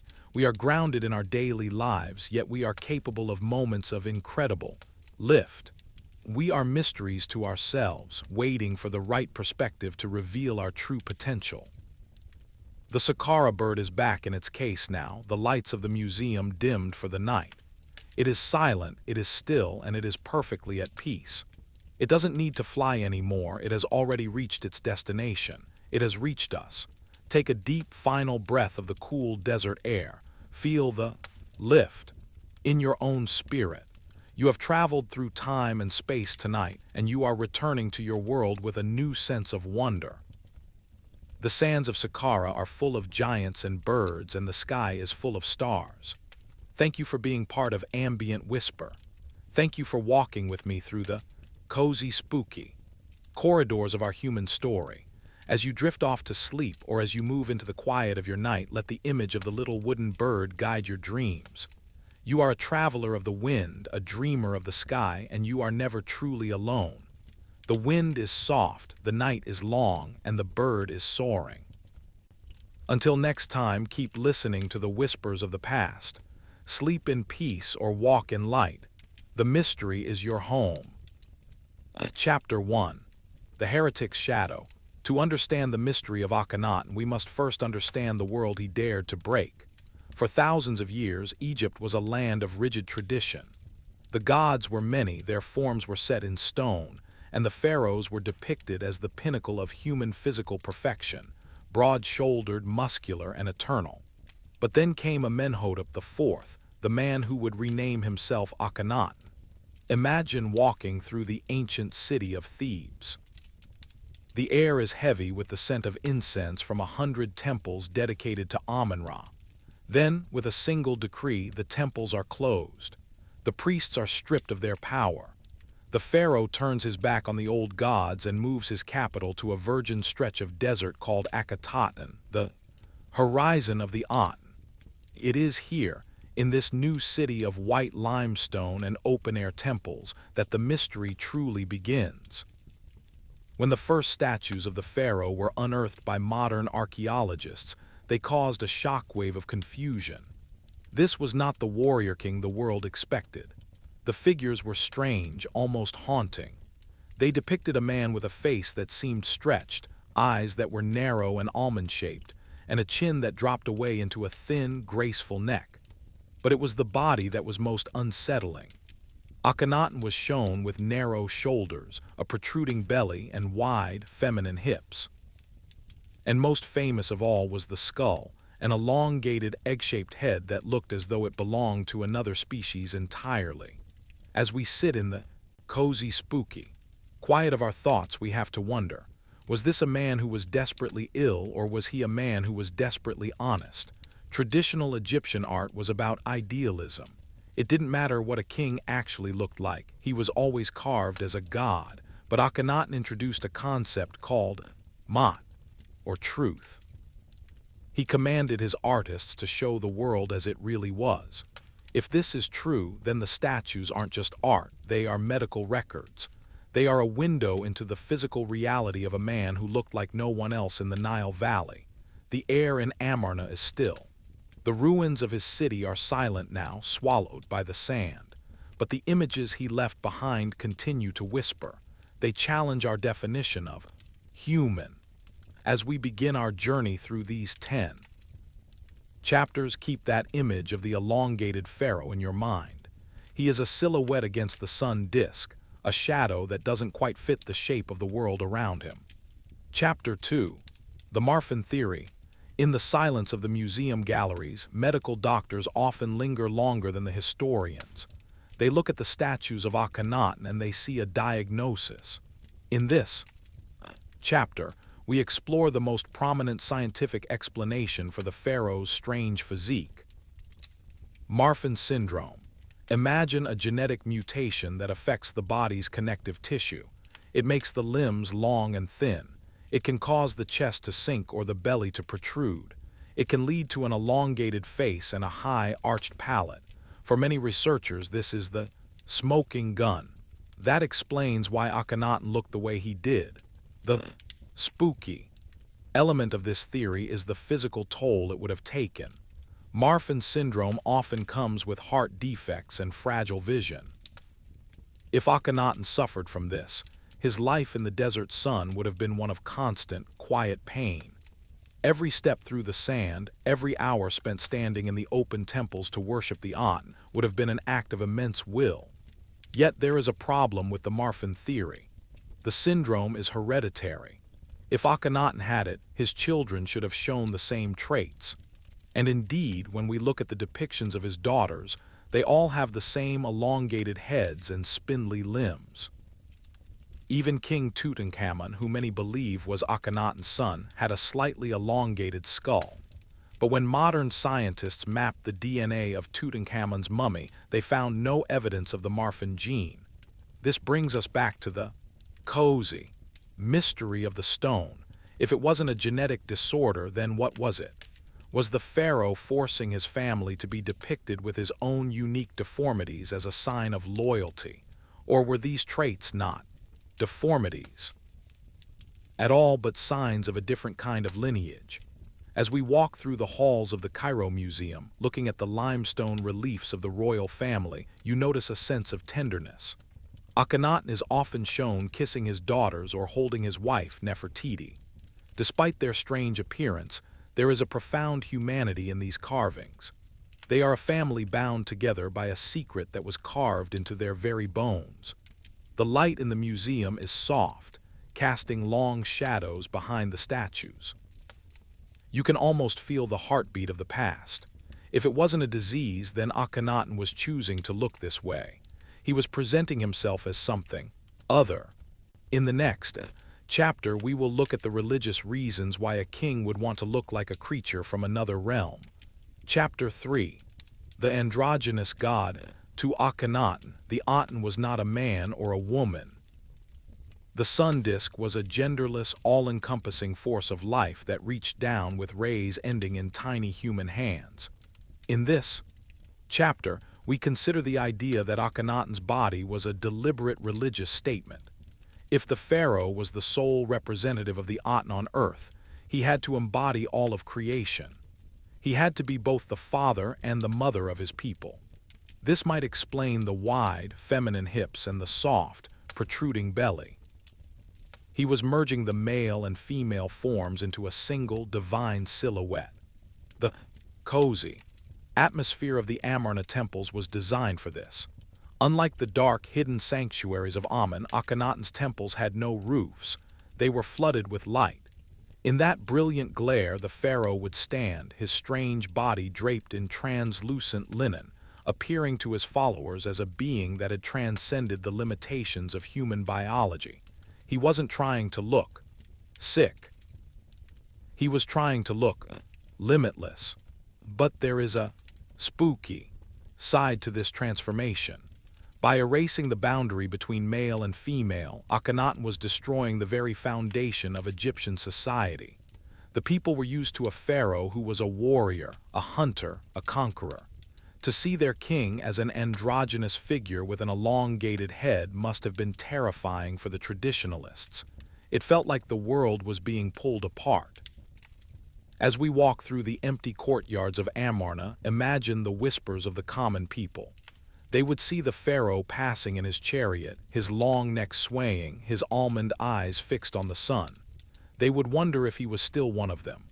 Some alternative theories suggest that Akhenaten's appearance was an attempt to mimic the first gods of Egypt, the beings who came from the sky at the beginning of time. These Zep Tepi, or first time. Legends speak of gods with strange proportions and immense wisdom. Was Akhenaten trying to re-evolve into one of these ancient beings? The silence of the desert is heavy with this question. The Aten is gone, the city is dust, but the statues remain. They stand as a testament to a man who wanted to be more than human, even if it cost him his empire. Take a deep breath. Feel the warmth of the sun on your skin, even in the quiet of the night. We are just beginning to peel back the layers of the elongated mystery. Chapter 4. The Skulls of the Sun. We must now turn our attention to the most striking feature of the Akhenaten mystery, the elongated skull. This isn't just a feature of the statues. When the mummies of the Amarna royal family were discovered, many of them, including the young Tutankhamun, exhibited a natural elongation of the cranium. In this chapter, we explore the physical reality of these cone heads. In some ancient cultures, such as those in Peru or the Huns in Europe, skull elongation was achieved through cradle boarding. A child's head would be wrapped in tight bandages to force the bone to grow upward. It was a mark of nobility, a way to visually separate the elites from the commoners. But there is no evidence that the ancient Egyptians practiced cranial binding. If the elongation was natural, we are faced with a biological anomaly. Some suggest it was a condition called craniosynostosis, where the sutures of the skull close too early. But that usually leads to a distorted asymmetrical shape, not the smooth, elegant elongation we see in Akhenaten's family. The spooky thought that lingers in the back of many minds is the possibility of a different origin. If you look at the skulls of the Amarna family, the brain capacity appears to be significantly larger than that of a standard human. Was this a family of geniuses? Was Akhenaten's radical new philosophy, the first recorded monotheism, a result of a brain that was literally wired differently? Imagine the pharaoh sitting in his garden at Amarna. His heavy head is supported by that thin, graceful neck. He isn't looking at the world the way we do. He is seeing patterns, connections, and a single, unified source of energy that everyone else is missing. He is a man out of time, possessed of a biological trait that makes him a stranger in his own land. As we walk through the archaeological pits where these mummies were found, the cozy silence of the tomb is replaced by a sense of unease. We are looking at the remains of people who didn't quite fit the mold of humanity. Were they a random mutation, a blip in the genetic record, or were they the last of a line that had been hidden for centuries? The sand of Egypt is a perfect preservative. It keeps the hair on the heads and the skin on the bones, but it cannot keep the secrets. The elongated skulls of Amarna are a physical challenge to our understanding of human evolution. They ask us to consider if there was once a different kind of human living among us, a line of kings whose very biology was a claim to the divine. Chapter 5. The Starchild Theory. We move now from the realm of biology into the realm of the otherworldly. In this chapter, we explore the alternative theory that Akhenaten's appearance was a direct reflection of a non-human origin. In the world of ancient astronaut theories, Akhenaten is often cited as a prime example of an extraterrestrial or hybrid being. The argument is simple. He didn't look like an Egyptian, he didn't act like an Egyptian, and he possessed a level of knowledge that seemed to drop out of the sky. The spooky part of this theory is the timing. Why did he appear when he did? Egypt was at the height of its power. It was the most stable civilization on Earth. And yet, Akhenaten arrived and systematically dismantled every tradition that held it together. It was as if he was following a program that had nothing to do with human politics. Look at the sun disk, the Aten. Unlike other gods, it had no human or animal form. It was a geometric shape, a circle with rays. To a modern eye, it looks less like a god and more like a craft. Some suggest that Akhenaten was in contact with a source that instructed him to build his city in a specific, remote location and to change the human form in art to match his own. Alien biology, the cozy side of this theory, is the idea that we are not alone. To the followers of Akhenaten, the pharaoh wasn't a monster, he was a light bringer.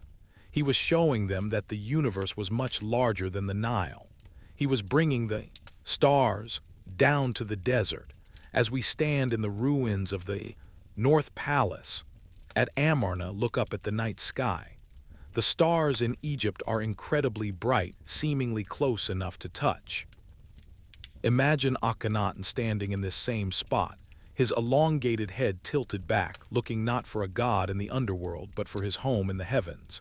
If he was a hybrid, or if his line had been altered by an outside influence, it would explain why the later pharaohs tried so hard to erase him from history. After Akhenaten died, his city was torn down stone by stone.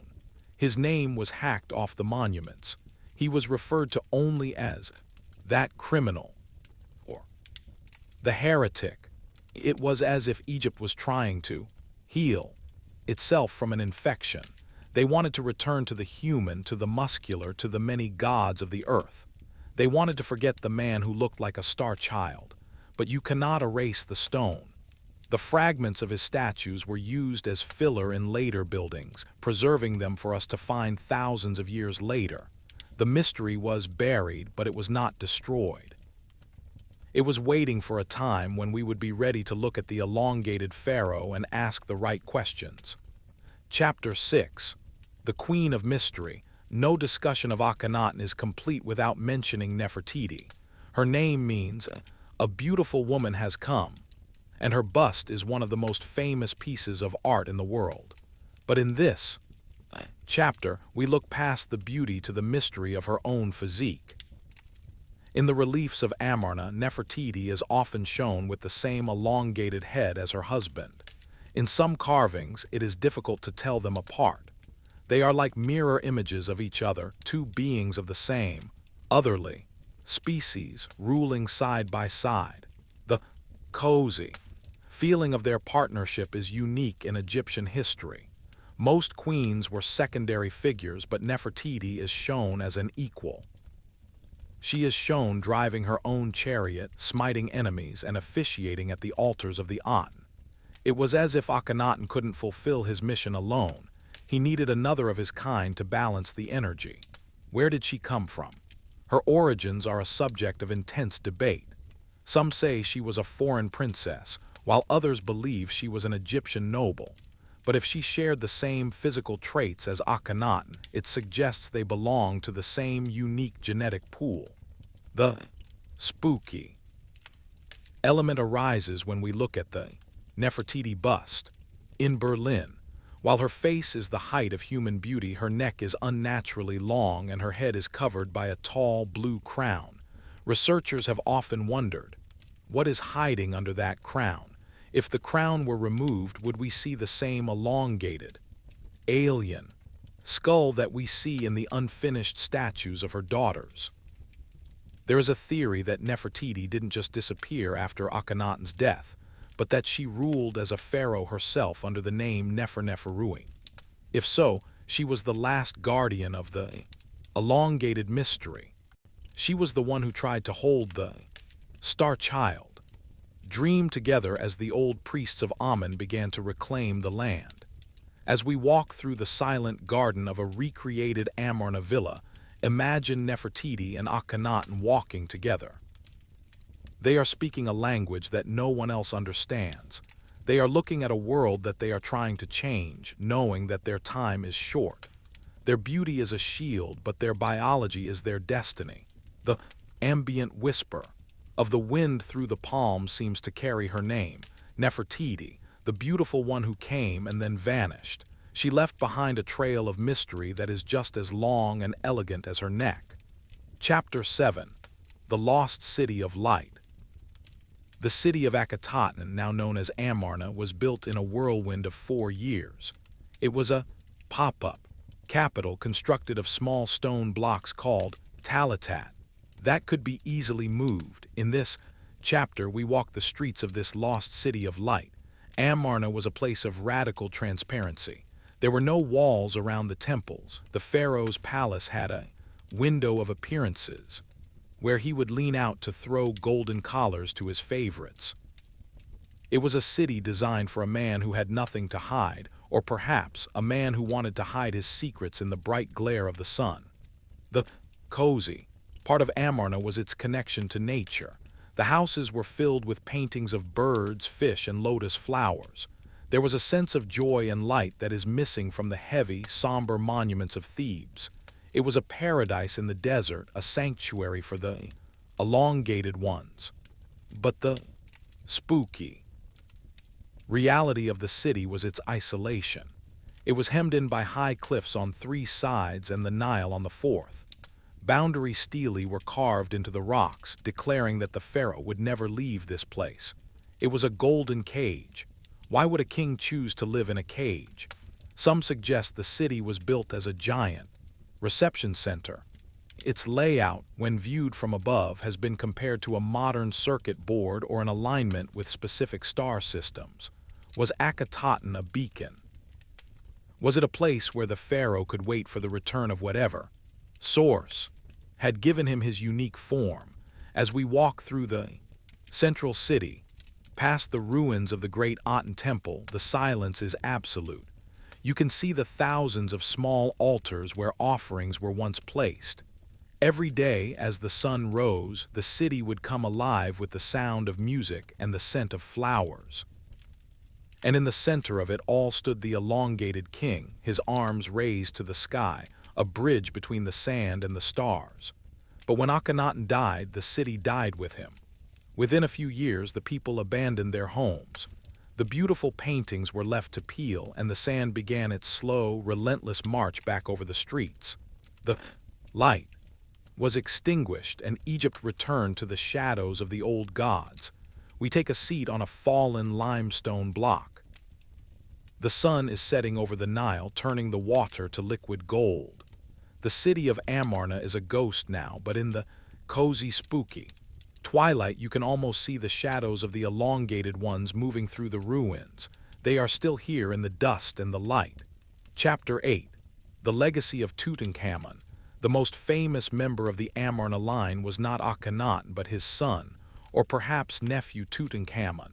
In this chapter we look at how the elongated mystery was hidden in the most famous tomb in history.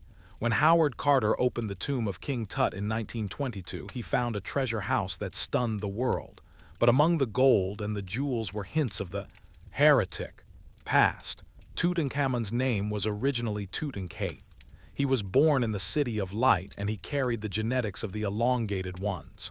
The spooky detail that Carter noticed was the shape of the king's head. Tutankhamun's skull was remarkably elongated, not as extreme as the statues of his father, but clearly part of the same biological line. Even his burial mask, the most famous face in the world, has a softness and an almond-shaped eye that echoes the Amarna style. Tutankhamun was the Restoration King. He was the one who was forced to move the capital back to Thebes and reopen the old temples. He was the one who had to apologize for his father's heresy. He lived a short, likely painful life, caught between the secrets of his blood and the demands of his priests.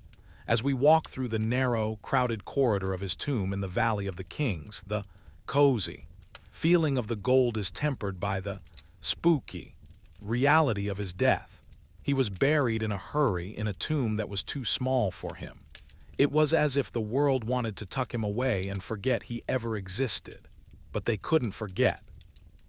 By burying him with such splendor, they inadvertently preserved the last evidence of the Akhenaten line. The DNA tests, the CT scans, and the physical examination of his mummy all point back to the same mystery. He was part of the other. In his tomb there were two small mummies of stillborn daughters. They too showed signs of cranial elongation. The mystery was trying to continue, trying to survive into the next generation, but the genetic line was failing. It was as if the Amarna experiment was not just a religious failure but a biological one. We pause in front of the golden throne of Tutankhamun. On the back there is a scene of the young king and his wife beneath the rays of the Aten. Even though they had returned to the old gods, they still kept the light in their private lives. They were the last of the elongated ones, a final, flickering flame before the dark. Take a moment to appreciate the weight of that crown. It wasn't just gold, it was a cover for a secret that changed the world. Chapter 9. The Modern Diagnosis. In this penultimate chapter, we return to the modern world to ask, what does science say today? We have looked at Marfan syndrome, at religious art, and at the star child theory. But is there a new explanation for the elongated pharaoh? In recent years, some researchers have proposed a different condition, aromatase excess syndrome. This is a rare genetic disorder that can cause a feminized physique in males and a towering skull shape. Others suggest Klinefelter syndrome, which can lead to wide hips and a lack of body hair. The spooky thing about these modern diagnoses is that they only explain parts of the mystery. No single disease accounts for the elongated head, the thin neck, the almond eyes, and the radical shift in consciousness that Akhenaten displayed. Science is trying to humanize Akhenaten to fit him into a box that we can understand, but the pharaoh resists the box. He remains an anomaly. There is a theory in evolutionary biology called punctuated equilibrium. The idea that evolution doesn't always happen slowly but in sudden, radical leaps. Was Akhenaten a leap? Was he a glimpse of what the human race could become, or perhaps what it once was? As we sit in a modern library, the cozy hum of the computer and the scent of old books around us, we realize that Akhenaten is a mirror. When we look at him, we see our own fears and our own hopes. The scientist sees a patient. The mystic sees a prophet. The ufologist sees an alien, but the stone says nothing. It just holds the shape. The ambient whisper of the mystery is that we may never know the truth, and that is okay. Some secrets are meant to remain buried in the sand. They are there to remind us that our knowledge is limited and that the past is much stranger than we are taught in school. Akhenaten's story is a reminder that truth, Mot, is a complex thing. He lived his truth even when it made him a monster in the eyes of his people. He dared to look different, to think different, and to be different. In a world of rigid tradition, he was a burst of chaotic, elongated light. We prepare now for our final stroll back to the horizon of the sun. The mystery is at its peak, and the heretic is waiting for his final word. Chapter 10. The sun sets on Amarna. Our journey through the elongated mystery of Akhenaten is coming to a close. We find ourselves back at the ruins of Akhenaten, the horizon of the Aten. The sun is low in the sky, casting long, dramatic shadows across the desert floor. The silence here is no longer spooky. It is peaceful. Akhenaten's dream lasted less than 20 years. In the grand timeline of Egypt, it was a heartbeat. But it was a heartbeat that changed the course of human history. He gave us the idea of a single God. He gave us a more naturalistic style of art. And he gave us a mystery that still keeps us awake at night. As we walk toward the edge of the city, we must decide what we believe. Was he a sick man, suffering from a collection of rare disorders?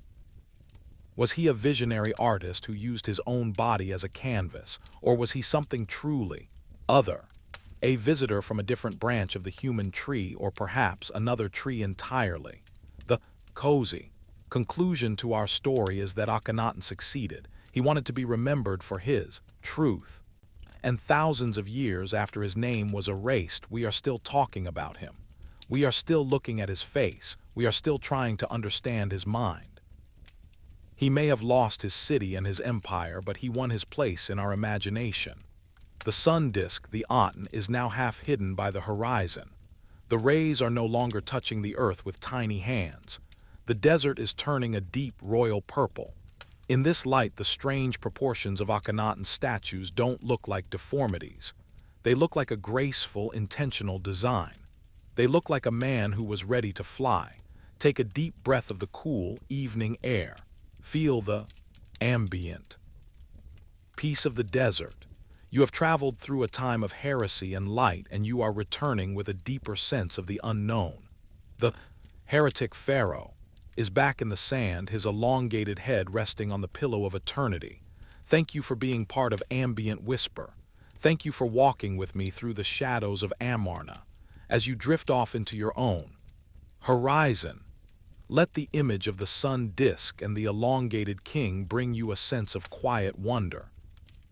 The world is full of different shapes, different truths, and different mysteries. The stars are out now, watching over the ruins of the city of light. Akhenaten is among them now, a star child returned to the source. Until next time, keep your eyes on the horizon and your heart open to the whisper of the past. Sleep well or walk in peace. The mystery is yours to keep. Chapter 1. The Smoke Without a Spark. The village of Mina Safar is a place of modest brick houses and narrow alleys, tucked into the fertile green lands of northern Egypt. Life here usually follows the rhythm of the seasons and the call to prayer. But in the early weeks of 2016, that rhythm was shattered. It began not with a roar, but with a scent, the sharp, acrid smell of burning fabric where no fire should be. Imagine sitting in your living room, the late afternoon sun casting long shadows through the window. Everything is quiet.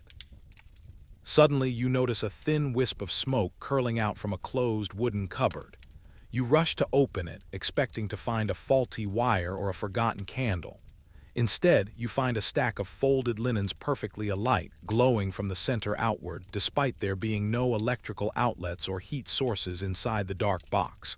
This was the incident that gripped the village. It wasn't just one house. It was dozens. In the beginning, the people of Mina Safar tried to be rational.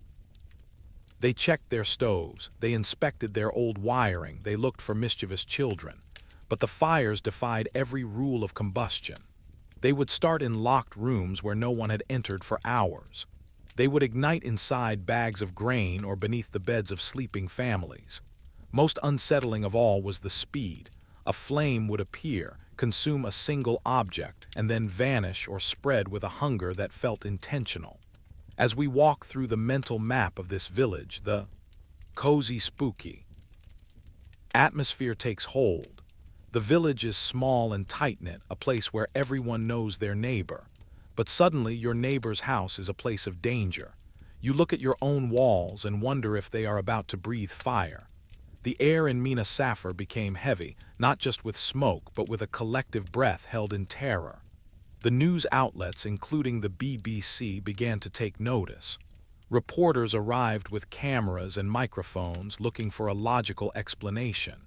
They spoke of spontaneous combustion or underground gas leaks. But the villagers looked at the scorched cupboards and the blackened walls and shook their heads. They knew this wasn't gas. They knew this wasn't chemistry. They spoke of something much older, something woven into the fabric of the land itself. They spoke of the jinn. Chapter 2. The Smokeless Flame. In the tradition of the region, the jinn are not the genies of Western fairy tales. They are a distinct race of beings created, according to ancient texts, from smokeless fire.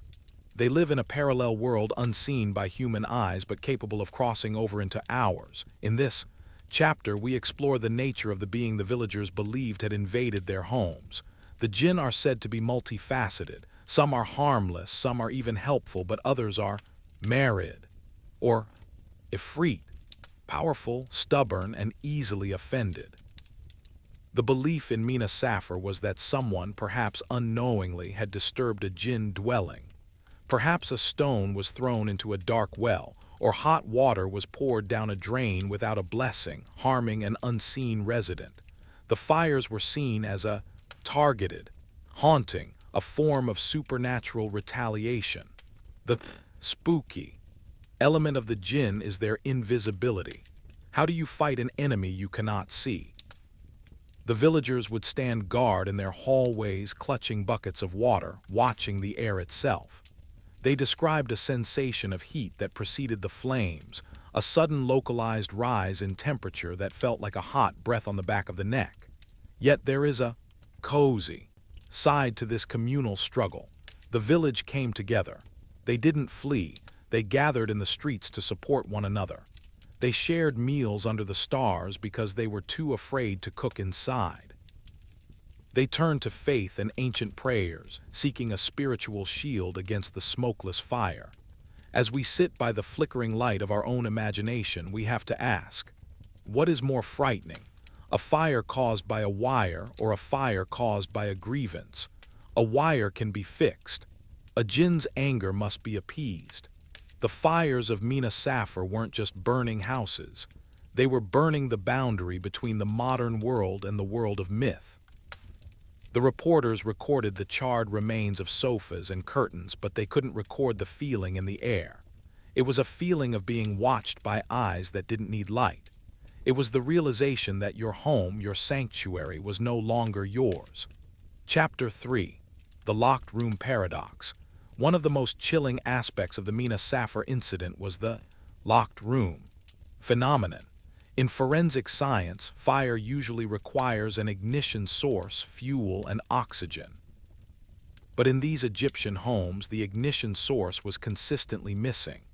Imagine a bedroom that has been locked from the inside. The windows are barred. There are no electronics, no matches, no heaters.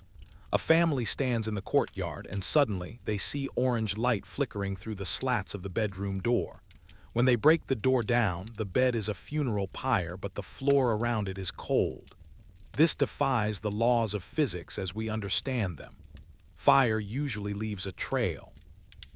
It starts small and grows, but the jinn fires seem to manifest as a completed state. One moment there was nothing and the next a fully developed flame. In this chapter, we consider the psychological weight of this paradox. When the physical laws of the universe stop working, the human mind enters a state of spooky vulnerability.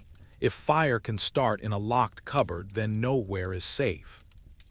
Your clothes, your books, even the hair on your head could theoretically ignite at any moment. The local authorities sent in civil defense units. They tested the soil for phosphorus. They checked for high voltage interference. They found nothing. The more they searched for a scientific cause, the more the villagers retreated into their spiritual explanations. To the people of Mina-Safar, the government's failure to find a cause was simply proof that they were dealing with a Gabe. The unseen. As we stroll through the scorched interiors of these homes, notice the strange selectivity of the fire. In one house, a copy of a holy book sat untouched on a table while the table itself burned to ash beneath it. In another, a child's toy was incinerated while the plastic bag it sat in remained unmelted. This selectivity suggests an intelligence. A gas leak doesn't choose what to burn. A jinn, however, might. The fires were like messages written in ash, a language of heat that the village was desperately trying to translate. Chapter 4. The Night of the Red Skies. There was one particular night in February 2016 that the residents still speak of in hushed tones. It was the night the fires peaked. On this night, it wasn't just a few houses. It was a simultaneous eruption of flames across several blocks. Imagine the village under a moonless sky. Suddenly, the darkness is punctured by dozens of small, bright blooms of orange. Shouts ring out from every direction. People are running into the streets, not with their belongings, but with their children, leaving everything behind. The air is thick with the smell of burning palm wood and old fabric. The cozy comfort of the night was shattered. Families huddled together in the middle of the village square, forming a circle. They felt that if they stayed in the open together, the jinn couldn't touch them. They watched their homes glow from within, a terrifying light show that seemed to pulse with a life of its own. Religious scholars and local sheiks were called in. They walked through the smoke, reciting verses meant to banish malevolent spirits. The spooky part was the reaction of the fires. Witnesses claimed that as the prayers grew louder, the fires would hiss and turn a strange, vivid blue before dying down, only to restart in the house next door minutes later. This was a battle of wills. It was a community trying to reclaim its territory from a supernatural squatter. The local news stations broadcast live from the scene. The cameras caught the frantic faces of the villagers, their eyes reflecting the flames. You could see the desperation in the way they clutched their prayer beads. This wasn't a hoax. For the cameras, you cannot fake the collective terror of an entire village for weeks on end. By morning, the fires had subsided, leaving behind a landscape of blackened rooms and exhausted souls. The sun rose over the Nile Delta, but the warmth it brought felt different. It felt like the heat of the fire had soaked into the very ground. The Night of the Red Skies became the turning point where the village stopped looking for how and started focusing on how to make it stop. Chapter 5. The Skeptic's Wall. As the news of the jinn fire spread globally, the world sent its skeptics. From Cairo to London, analysts looked at the footage and proposed theories of mass hysteria or insurance fraud. In this chapter, we walk the line between the spooky reality of the villagers and the clinical gaze of the outside world. Skeptics argued that Mina-Safar was a poor village, and perhaps the fires were a way to draw government attention or aid. They suggested that a few initial accidental fires could have triggered a contagion of arson where people, perhaps subconsciously, started small fires to fit the narrative of the haunting. But forensic investigators found a problem with the arson theory. Many of the fires used no accelerants. There were no traces of kerosene, petrol, or matches. How does an uneducated villager start a fire inside a sealed plastic container without melting the container's exterior? The cozy reality of village life makes a mass hoax almost impossible to maintain. In a place where everyone is watching everyone, a secret arsonist would have been caught within days. Furthermore, why would people burn their own limited possessions, their only blankets, their winter clothes, their food stores, for a hoax that brought more terror than profit? As we sit in this mental courtroom, the evidence for the supernatural starts to feel heavier. If the logical Explanations require more leaps of faith than the illogical ones. Where does that leave us? The BBC's coverage was notably neutral. They documented the charred remains and the testimony of the residents without mockery. They captured the ambient sense of a community that had been pushed to the edge of its sanity. One elderly woman told a reporter, "The fire has a shadow. I saw it move from the kitchen to the hall." This shadow of the fire is a haunting image. It suggests a flame that isn't just a chemical reaction but a garment worn by an entity. The skeptics stayed in their hotels in the city, but the villagers stayed in the smoke.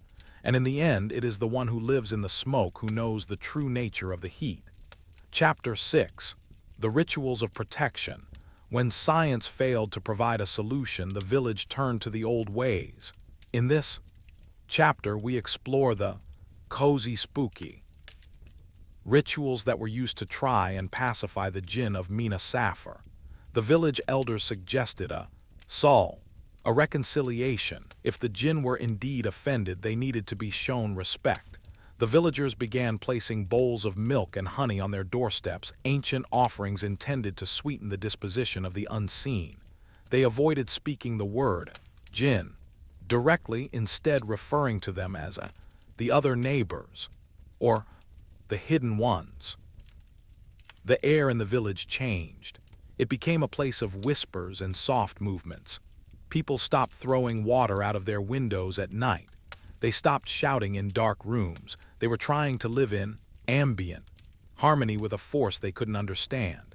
There were also more intense rituals. Groups of men would walk the perimeter of the village at dawn chanting. They used salt, a traditional substance believed to block the passage of spirits, sprinkling it across thresholds and window sills. Imagine the sight.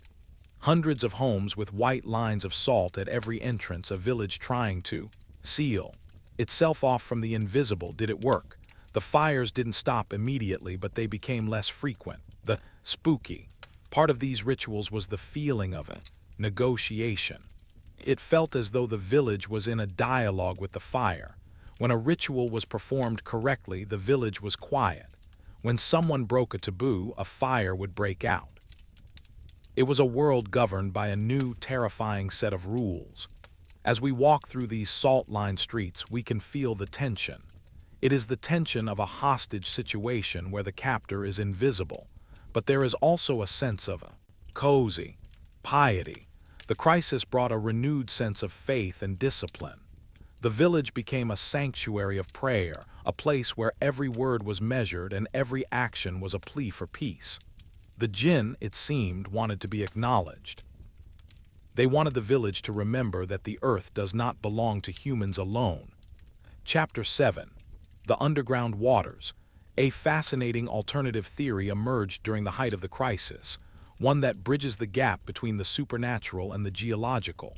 In this chapter, we look beneath the soil of Mina Safar. The Nile Delta is a land of shifting water tables and ancient, buried riverbeds. Some researchers suggested that the fires were caused by methane pockets, rising from decaying organic matter deep underground. This gas could, in theory, seep up through the porous brick and soil, collecting in enclosed spaces like cupboards. A static spark or a pilot light could then ignite it, but methane is explosive. It doesn't just scorch a shirt, it blows the doors off. The Mina Safar fires were lazy.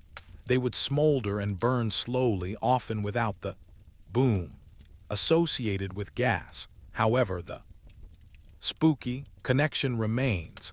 In many legends, jinn are said to live in the depths of the earth, particularly where there is water or old ruins. Mina Safar is located near several ancient sites, some dating back to the Pharaonic era. Could the gas be the physical manifestation of a spiritual presence, or could the spiritual presence be an ancient explanation for a geological mystery? As we walk along the banks of the irrigation canals that surround the village, notice how the water is dark and still. It reflects the sky like a mirror.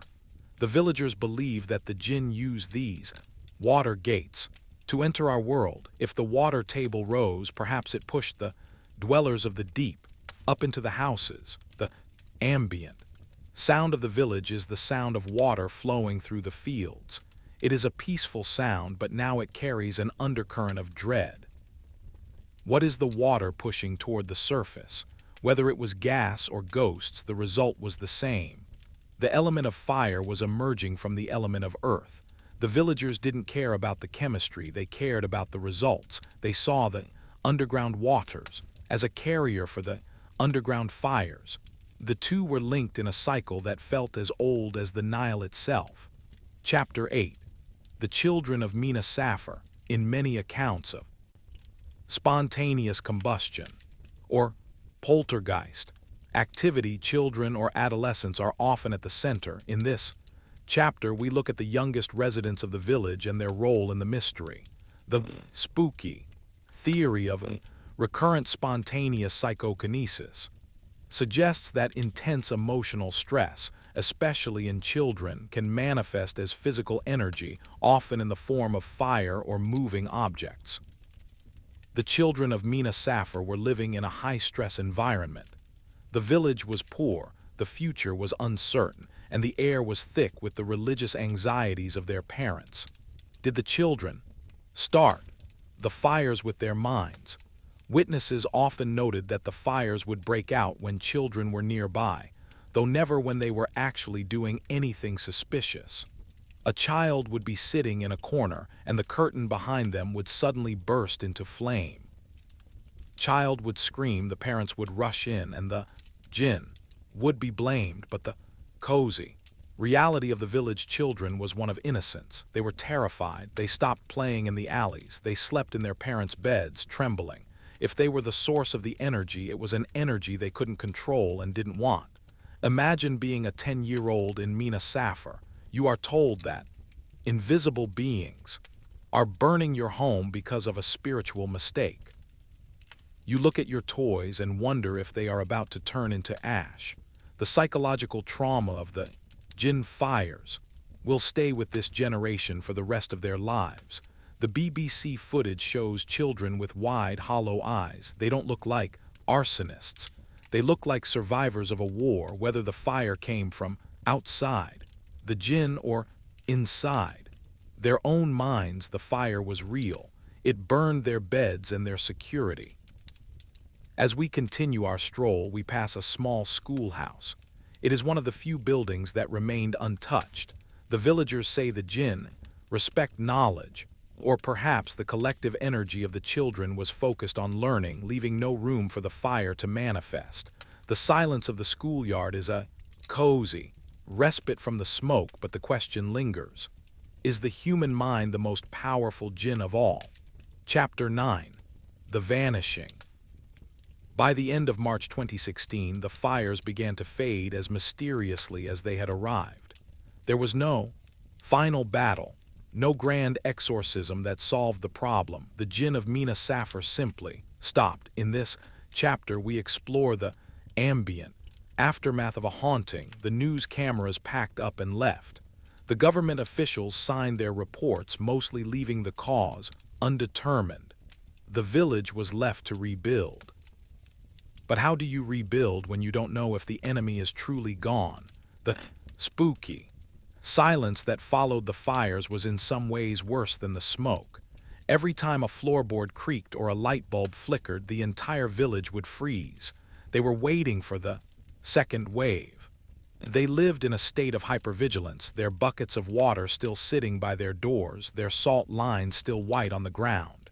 The cozy recovery involved repainting the scorched walls and replacing the burnt furniture, but the scars remained. If you go to Mina Saffar today, you can still see the discoloration in the brickwork of certain houses. You can still see the fear in the eyes of the elders when the wind blows the scent of smoke from a distant field. Why did it stop? Some say the reconciliation was successful. The jinn had made their point and moved on.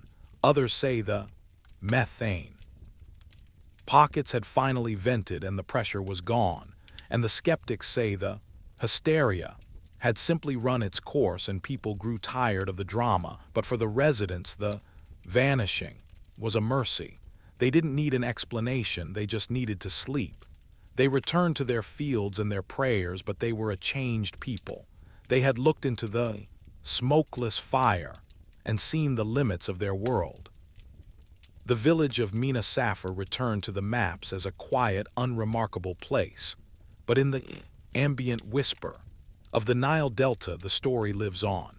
It is a modern folk tale, a reminder that even in the age of the internet and the smartphone, the jinn are only a cupboard away. Chapter 10. The Memory of the Flame.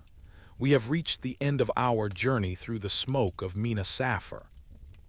As we walk back toward the present, let's reflect on what this incident tells us about our world.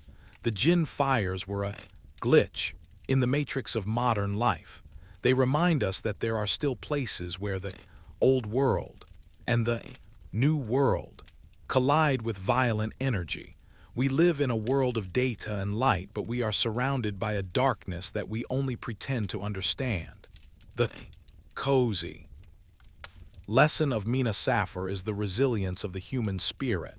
When faced with the impossible, the people didn't break. They turned to each other. They turned to their traditions. They found a way to survive the fire even if they couldn't explain it. The spooky lesson is that safety is an illusion. We think our walls protect us, but the jinn of Saqqara showed that the fire can start from the inside. The boundary between here and there is thinner than we think. As we conclude this audio vlog, take a deep breath. The air around you is clear. There is no scent of smoke. You are safe in your quiet space. But as you look around your room, at your cupboards and your corners, let a small piece of the mystery stay with you. The universe is vast, and we are not its only inhabitants. The Nile continues to flow through the delta, carrying the silt of the past into the future. The village of Saqqara is sleeping now, its salt lines long since blown away by the wind. But the jinn are still there in the smokeless spaces between the atoms, waiting for the next time we forget to say a blessing. Thank you for joining me for this Ambient Whisper. Thank you for walking through the fire and the faith of northern Egypt. As you drift off into a deep, dreamless sleep, or as you move forward into your night, carry the warmth of the story with you. The night is cool, the village is still, and the fire is out. Until next time, keep listening to the whispers of the unseen. Sleep well or walk in peace. The mystery is your light. Chapter 1. The Boundary of Two Worlds. The Qasr Plateau is a place of stark, geometric beauty. It is most famous for the bent pyramid, a strange and wonderful monument whose angles change halfway up, as if the ancient builders were learning the secrets of gravity in real time. But Qasr is not just a graveyard for kings. It is a vital training ground for the modern Egyptian army. Here, young conscripts spend their nights in barracks that sit in the literal shadow of eternity. Imagine being a young soldier, barely 20 years old. You are far from home, standing guard at a remote outpost on the edge of the base. To your left is the high-tech equipment of a modern military. To your right, less than a mile away, are the limestone remains of a civilization that peaked 4,000 years ago. The air is cold, the sand is silent, and the wind carries a fine white dust that tastes like ancient history. In this environment, the cozy, spooky atmosphere is not a choice, it is a constant. The soldiers of Qasr live in a state of dual reality. By day, they are part of a loud, mechanical world of drills and diesel engines. By night, they are part of a landscape that belongs to the spirits. It is in these quiet, midnight hours that the first reports of the general began to circulate. The stories didn't start with a panic, but with a series of respectful yet confused reports.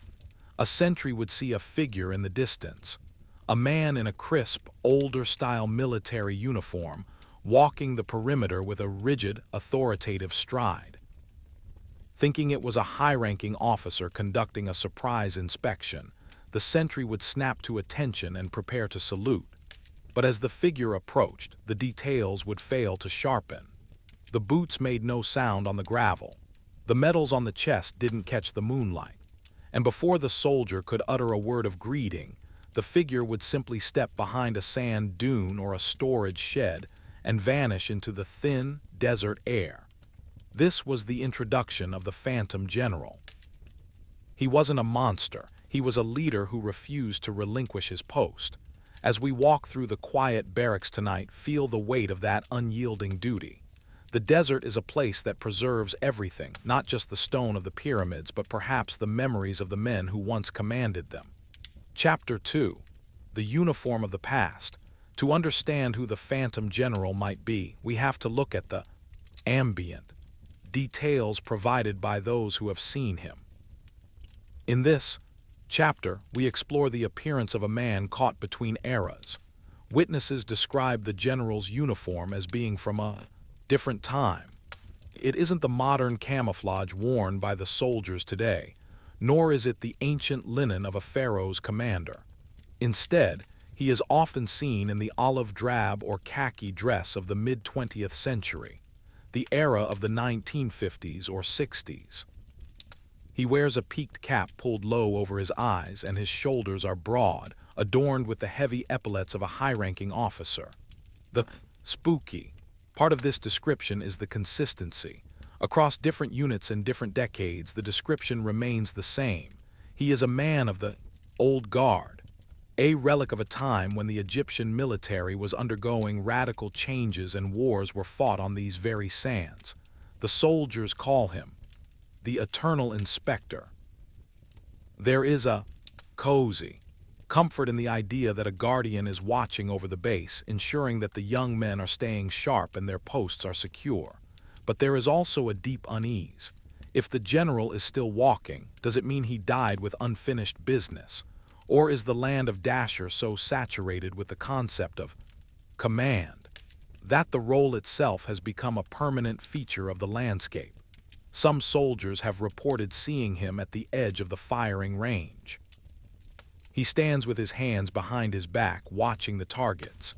He doesn't move when the guns fire. He doesn't flinch at the noise.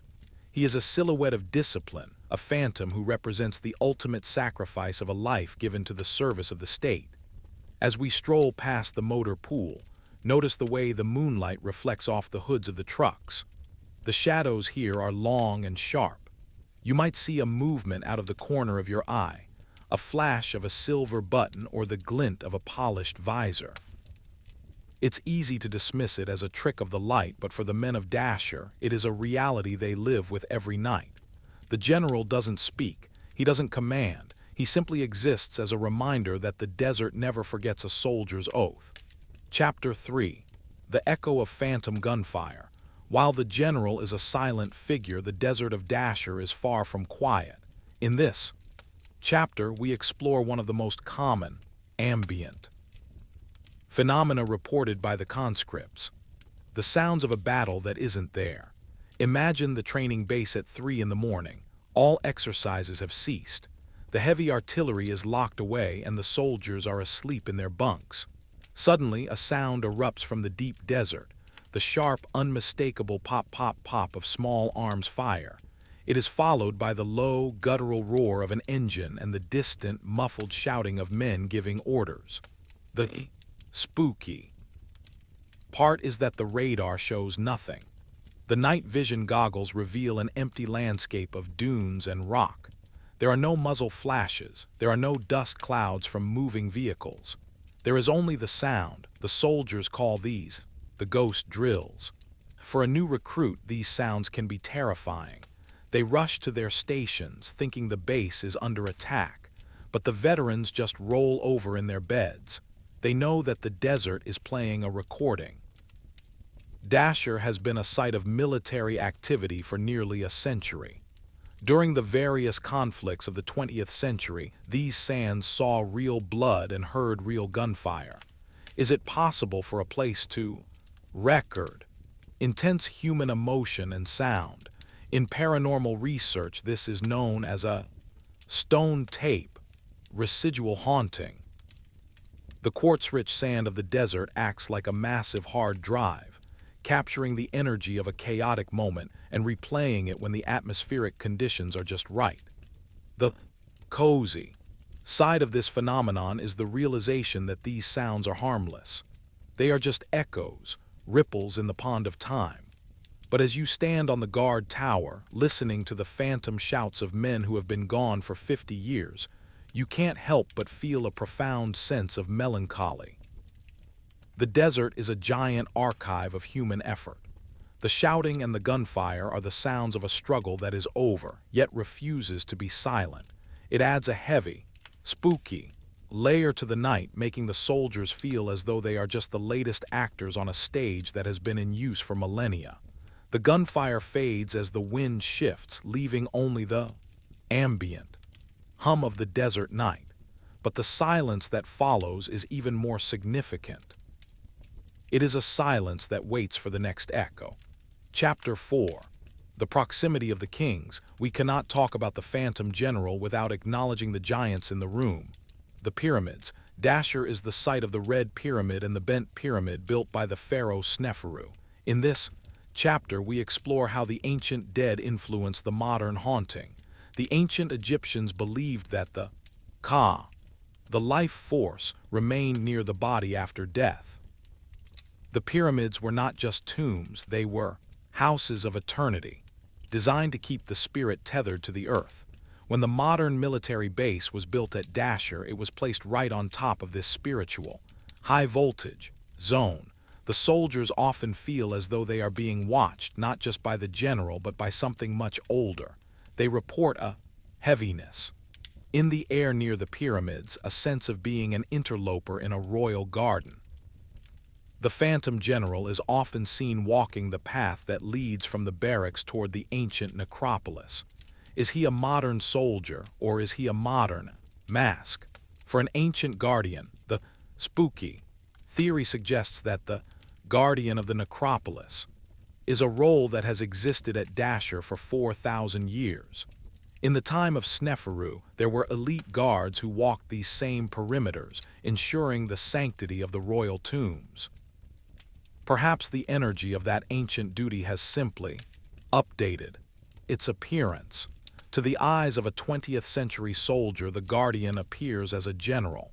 To an ancient priest, he would have appeared as a warrior with a spear. This creates a cozy sense of continuity.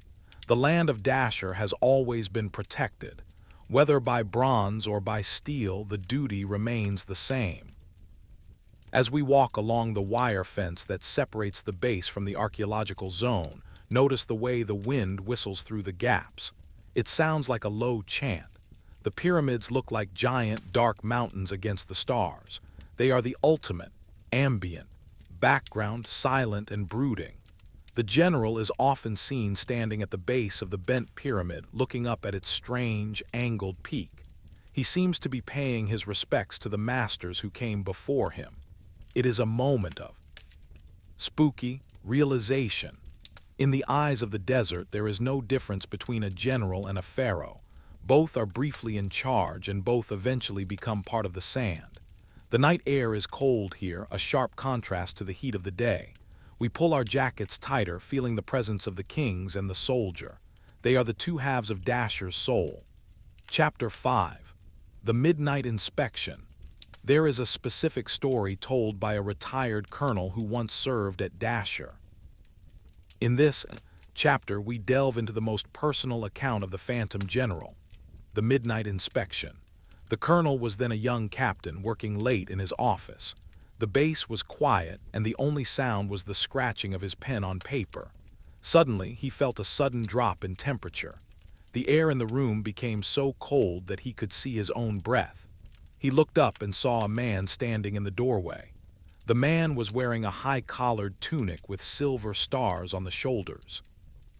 His face was obscured by the shadow of his cap, but his presence was overwhelming. He didn't say a word. He simply walked to the desk, looked at the maps laid out there, and gave a sharp, curt nod of approval. The captain was frozen, his heart hammering against his ribs. He wanted to speak, to ask for identification, but his voice wouldn't work. The general turned and walked out of the office. By the time the captain found the courage to follow him into the hallway, the corridor was empty. The duty sergeant at the end of the hall swore that no one had passed by. The spooky part of this story is the nod of approval. It suggests that the Phantom General is not just a mindless loop of energy. He has an intent. He is checking on the readiness of the troops. He is ensuring that the standards he held in life are being maintained. This adds a cozy layer of discipline to the haunting. For the soldiers who know the story, the general is a silent mentor. They keep their uniforms a little crisper and their boots a little shinier, half expecting the inspector to appear in their own doorway. But imagine the loneliness of such an existence. To be a general with no army to lead, an inspector with no reports to file. He is a man trapped in his own sense of duty, a phantom who cannot rest because the war never truly ends. As we walk through the quiet administration building of the base, the floorboards creak under our feet. The air feels still and expectant. You can almost feel the weight of those silver stars. The general is not a ghost to be feared, he is a ghost to be respected. He is the personification of the military spirit carved out of the very air of Dasher. Take a slow breath. The ambient silence of the office is thick with the past. The maps on the wall are different now, but the mission remains. The general is still on duty. Chapter 6. The conscript's fear. For the 18-year-old conscripts, the Phantom General is a source of spooky campfire stories. In this chapter, we look at the haunting through the eyes of the youngest men on the base.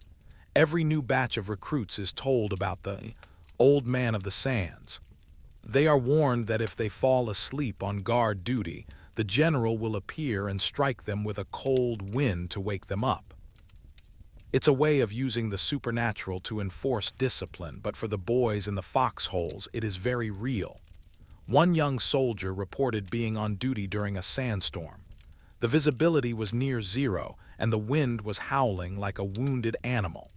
In the middle of the swirling dust, he saw a figure standing just a few feet away. It was the general, his coat flapping in the gale, but his body perfectly still. The soldier was terrified. He leveled his rifle and challenged the figure, shouting the password for the night. The figure didn't respond.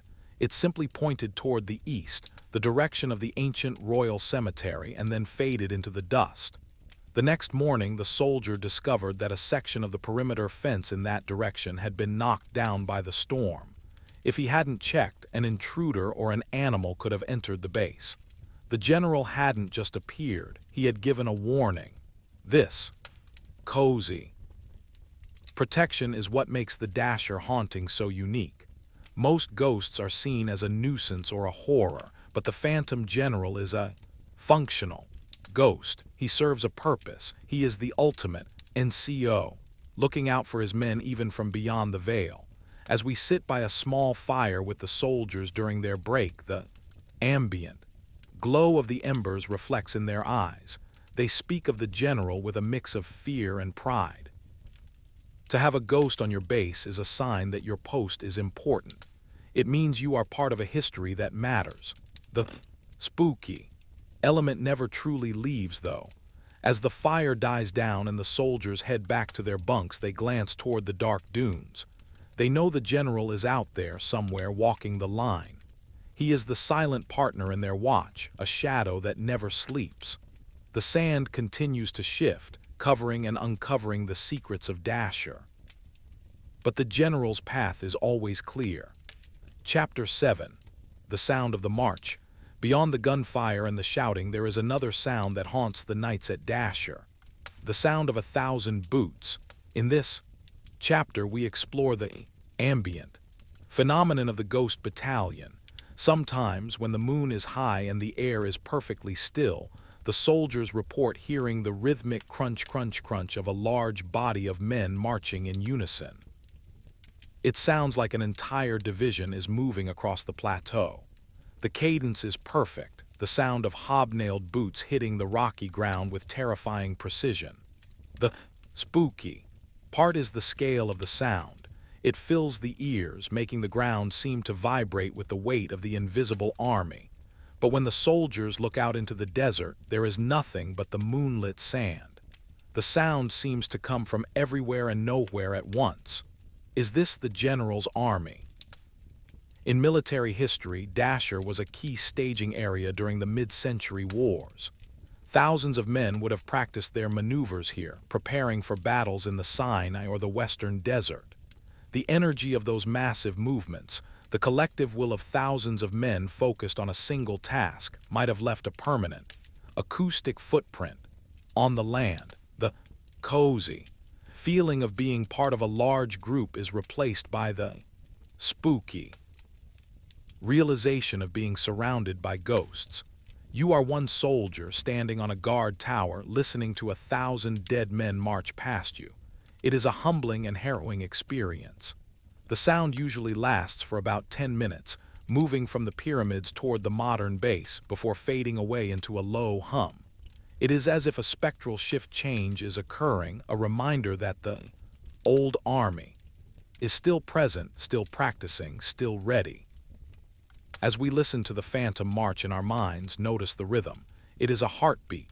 It is the heartbeat of the Egyptian military, a pulse that has been beating since the time of the pharaohs. The general is the leader, but he is not alone. He is the tip of a very long, very invisible spear. The ambient silence that returns after the march is heavy with the weight of that invisible presence. The desert isn't empty. It is crowded with the echoes of everyone who has ever served here. Chapter 8. The Scientific Sentry. In every haunting there are those who look for a rational explanation. In this chapter we listen to the skeptic's whisper on the Qasr base. Military engineers have suggested that the phantom general is a result of a specific atmospheric condition known as a fata morgana. This is a complex form of mirage that can project images from long distances onto the horizon. They argue that the soldiers are seeing the distorted reflection of a real officer at another part of the base, or perhaps even a figure from a distant village. They explain the gunfire as the sound of the limestone cliffs cracking. In the desert, the temperature swings are extreme, blistering heat by day and freezing cold by night. As the stone expands and contracts, it can make sharp, cracking noises that sound exactly like a rifle shot. These sounds can echo through the canyons, creating the illusion of a distant battle. The marching sounds are attributed to the wind blowing through the porous, bent pyramid and the various tombs. The structure of the pyramids can act like a giant flute, creating rhythmic, low-frequency vibrations that the human brain interprets as a familiar sound, like footsteps. The cozy, spooky nature of this skepticism is that it makes the desert itself seem even more alive. Even if it's just physics, it's a physics that seems designed to mimic the human experience. Why does the wind sound like boots? Why does the stone sound like a gun? But the skeptics struggle to explain the midnight inspection. How does a mirage walk into a closed office, look at a map and nod? How does a cracking stone point toward a broken fence? The soldiers of Qasr listen to the engineers, but they don't necessarily believe them. For them, the experience is too ambient, too personal to be dismissed as a weather effect. They know the difference between a gust of wind and a man in a uniform. As we walk past the radar dishes and the communication towers, notice how they hum in the breeze. They are trying to catch signals from the modern world, but the desert is broadcasting a much older frequency. The general doesn't show up on radar, but he is there nonetheless. The debate between science and the supernatural is just another layer of the Qasr mystery. It's a place where both are true, and neither is enough to explain the feeling of the night. Chapter 9. The Guardian of the Bent Pyramid. As we reach the 9th chapter, we focus on the relationship between the general and the bent pyramid itself. There is a specific spot on the eastern face of the pyramid where the general is seen most frequently. This area is home to the satellite pyramid and a small offering chapel. In ancient times, this was the most sacred part of the complex, the place where the spirit of the king would receive sustenance. The phantom general is often seen standing exactly where the high priest would have stood during the funerary rites. The spooky connection here is the concept of sacred duty.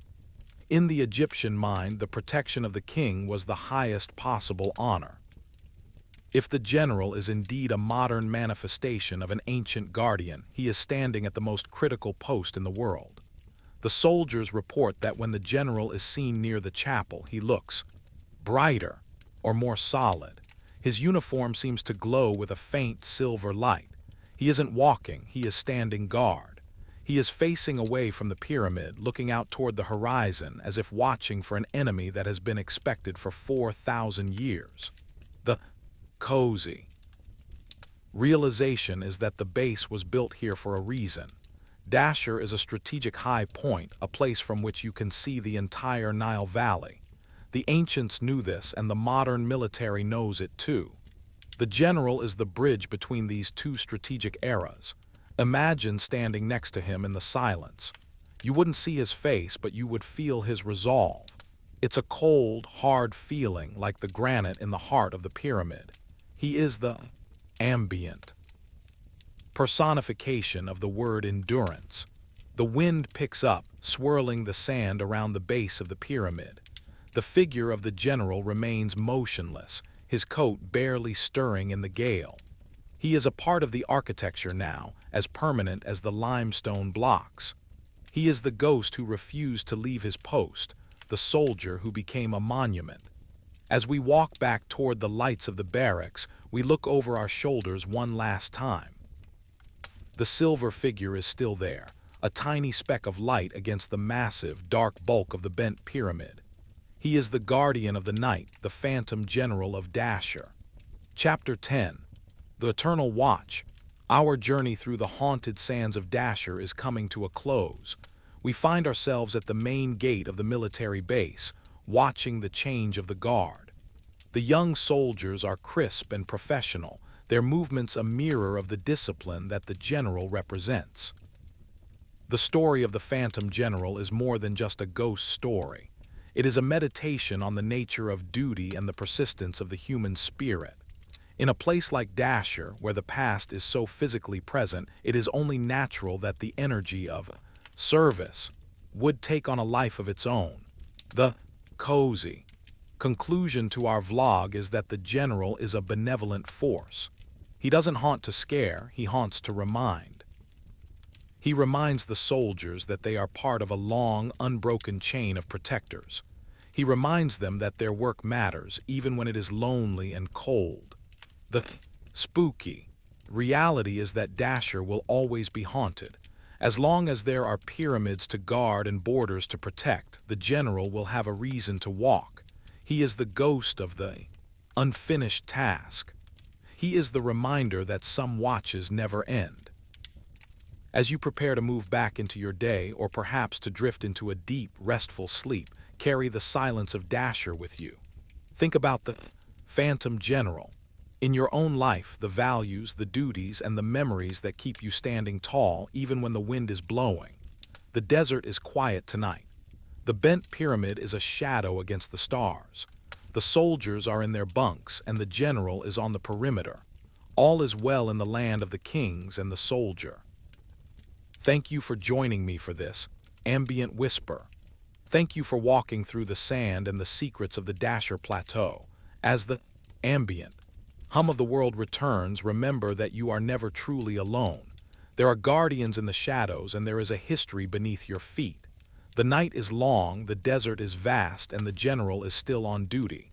Until next time, keep your post and listen to the whispers of the past. Sleep in peace or walk in honor. The mystery is your guardian.